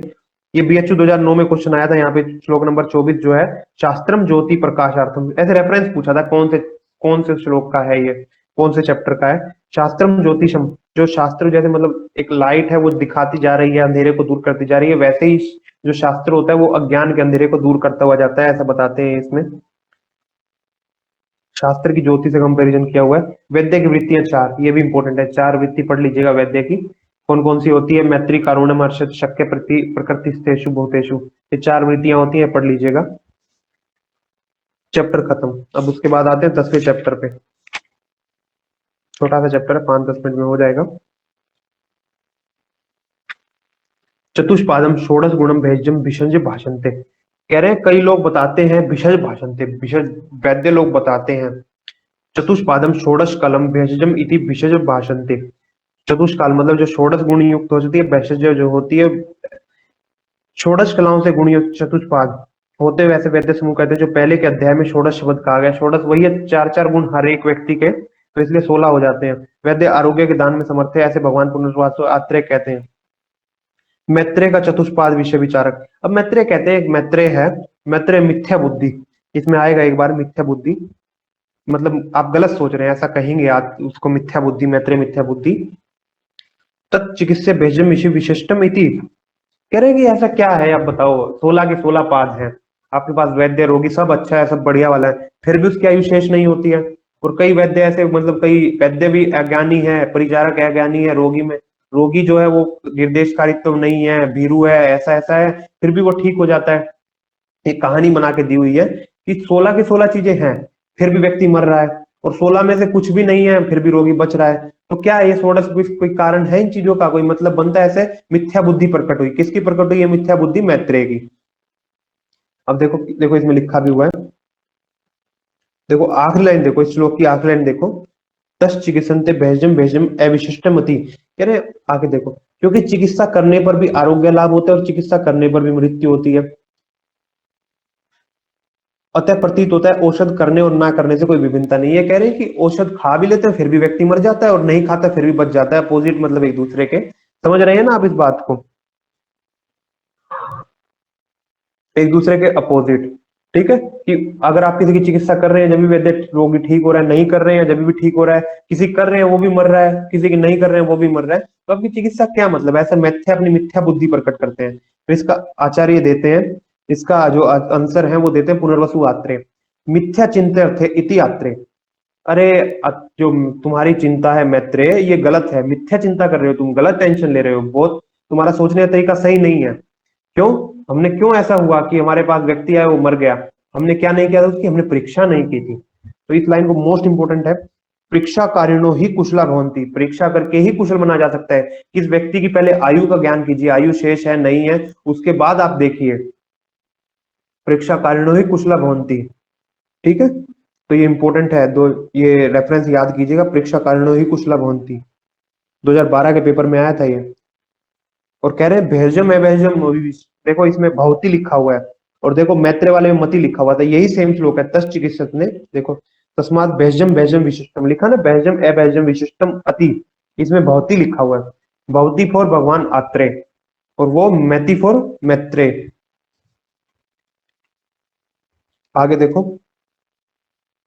कह रहे हैं कि चिकित्सा करने में बहुत फर्क है, हम परीक्षा करके चिकित्सा करनी चाहिए जब चिकित्सा का फल मिलता है। आगे देख लीजिएगा साध्य असाध्यता विचार, इसमें साध्य असाध्य का विवाह करके ही चिकित्सा करनी चालू करनी चाहिए। ये नहीं है कि कोई भी व्यक्ति है चिकित्सा कर ले, पहले देख लीजिए साध्य रोग है असाध्य रोग है, श्लोक नंबर 8 में लिखा हुआ है। अगर आप साध्य और असाध्य की चिकित्सा नहीं करते तो नुकसान होता है, क्या नुकसान होता है वो भी दिया हुआ है। अर्थ विद्या यशो मह निकंश ऊपर से संग्राम, कह रहे हैं कि जो आपकी विद्या की अप्रतिष्ठता, अर्थ की अप्राप्ति होती है, पैसा नहीं मिलेगा, आप गलत चीजें करेंगे तो कोई पेशेंट नहीं आएगा आपके पास। उसके बाद विद्या की अप्रतिष्ठता, आपने जो ज्ञान लिया कहेंगे कहाँ किस बात का एमबीबीएस है किस बात का बीएमएस, एक पेशेंट ठीक नहीं कर पा रहा है। उसके बाद यश की हानि होती है, आपने इतना अच्छा नाम बनाया रेपुटेशन बनाया, 2-4 पेशेंट बिगड़ गए तो नाम बिगड़ जाता है आपका। उसके बाद निंदा के पात्र, निंदा के पात्र बनते हैं, अब लोग आपकी तरफ उंगलियां उठाएंगे तो निंदा के पात्र बनते हैं, एवं रोगियों का संग्रह नहीं कर पाते और पेशेंट और नहीं आएंगे, ये नुकसान हो जाते हैं जो साध्य साध्य विचार नहीं करते हैं। उसके बाद साध्य साध्य के भेद दिए हुए हैं, देख लीजिएगा आगे टेबल बनी हुई है, व्याधि साध्य असाध्य, सुख साध्य कृत साध्य, कुछ नहीं है ज्यादा मुश्किल नहीं है। ये इंपॉर्टेंट है, हेतु पूर्व रूप अल्प हो तो कैसी होती है, साध्य होती है, सुख साध्य। ठीक है, न तुल्य गुणम दोषम, तुल्य गुण दोष ऋतु एक जैसी नहीं है तो साध्य। दोषम एक एक दोष वाली व्याधि होती है वो भी साध्य होती है, ये हो गई। उसके बाद कृत साध्य पे मध्य बलम, व्याधि का मत बल्य है। कालम प्रकृति सामान्यम एकम, काल प्रकृति या जो व्याधि और आयु है ये एक एक मैच करती हो तो इसके ऊपर एक एक लिख दीजिए। गर्भिणी और वृद्ध बाल, इनके हमेशा ना गर्भिणी वृद्ध बाल भीरू इनके कृत साध्य ही व्याधियां रहती है, ना अत्य उपद्रव पीड़ितम, पर उपद्रव नहीं है। देखो एक फेवर में पॉइंट आएगा एक फेवर में नहीं आएगा, ठीक है। गर्भिणी बाल भीरु है पर न अति उपद्रव, उपद्रव नहीं है पर व्याधियों में। शस्त्रसार अग्निकृतन, शस्त्रसार से साध्य है तो देखो चरक को आता नहीं था वो, क्योंकि वो तो सर्जरी करते ही नहीं थे तो इसलिए इनको कृषि साध्य लगती थी ये बीमारियां। कृष्णजम एक देशम, शस्त्रसार अग्नि साध्य पर एक देश में व्याधि उत्पन्न हुई है। विद्यात एक पथम, एक मार्ग की व्याधि है। न अति पूर्णम पांच चतुष्टम, जो पांच चतुष्ट जो 4-16 गुण होने चाहिए वो पूरे नहीं है तो व्याधि कृषि साध्य हो जाती है। द्विपथम ना अति कालम, दो पथ में चली गई है पर ज्यादा समय नहीं हुआ व्याधियों को, ठीक है, वह कृषि साध्य द्विदोषम, और द्विदोषज है तो कृषि साध्य हो जाएगी। याप्य में लिखा हुआ है, व्याप्य में गंभीर बहुधातु तथा इंपोर्टेंट है, बीएचयू 2009 में पाया था, गंभीर बहुधातुओं में हो, मरम संधि आश्रित हो, नित्य अनुशासित, मतलब नित्य बढ़ने वाली व्याधि हो तो इसको क्या कहते हैं, नित्य अनुशासन, मतलब नित्य बनी रही है उसको कहते हैं। इसको यात्रा कर रोग भी कहते हैं कि हमेशा घूमते फिरते ही रहते हैं शरीर में, ऐसा शरीर हो गया यात्रा कर रोग, चक्रपाणी यात्रा कर रोग बताते हैं इन बीमारियों को। उसके बाद देखिए प्रताख्य, तदम प्रताख्य त्रिदोषम, त्रिदोष युक्त तो क्रिया प्रथम अतिक्रांति, और जो क्रिया मतलब जितनी क्रिया उनका अतिक्रमण कर गई हो, जितनी भी हमने ट्रीटमेंट किया उनको उनका अतिक्रमण कर गई हो, सर्व मार्ग अनुसार सर्व मार्गों में जा रही हो ऐसी व्याधि हो। औत्सुक्यम, कभी कभी एक साथ मोह से उठ जाता है आदमी, कभी एक साथ मोहित हो जाता है, बार बार उत्सुकता अर्ची बेचैनी, मतलब एक साथ कोमा में था एक साथ उठा बैठ के बात की फिर दोबारा कोमा में चला गया, ठीक है, ऐसे वाला व्यक्ति हो। दुर्बलम सुवर्धम व्याधि सृष्टि में विचय, ऐसे रोग जो होते हैं प्रताख्य, प्रताख्य मतलब होता है अनुक्रम में जिनकी चिकित्सा नहीं की जा सकती, या बता देना चाहिए कि आपका रोगी नहीं बचेगा, हम अपनी तरफ से ट्रायल ले रहे हैं एक बार। चतुर्विधम विकल्पम व्याधिश्च और लक्षणम, इस प्रकार ये चैप्टर हुआ खत्म। किसी कोई डाउट हो तो पूछ लीजिए।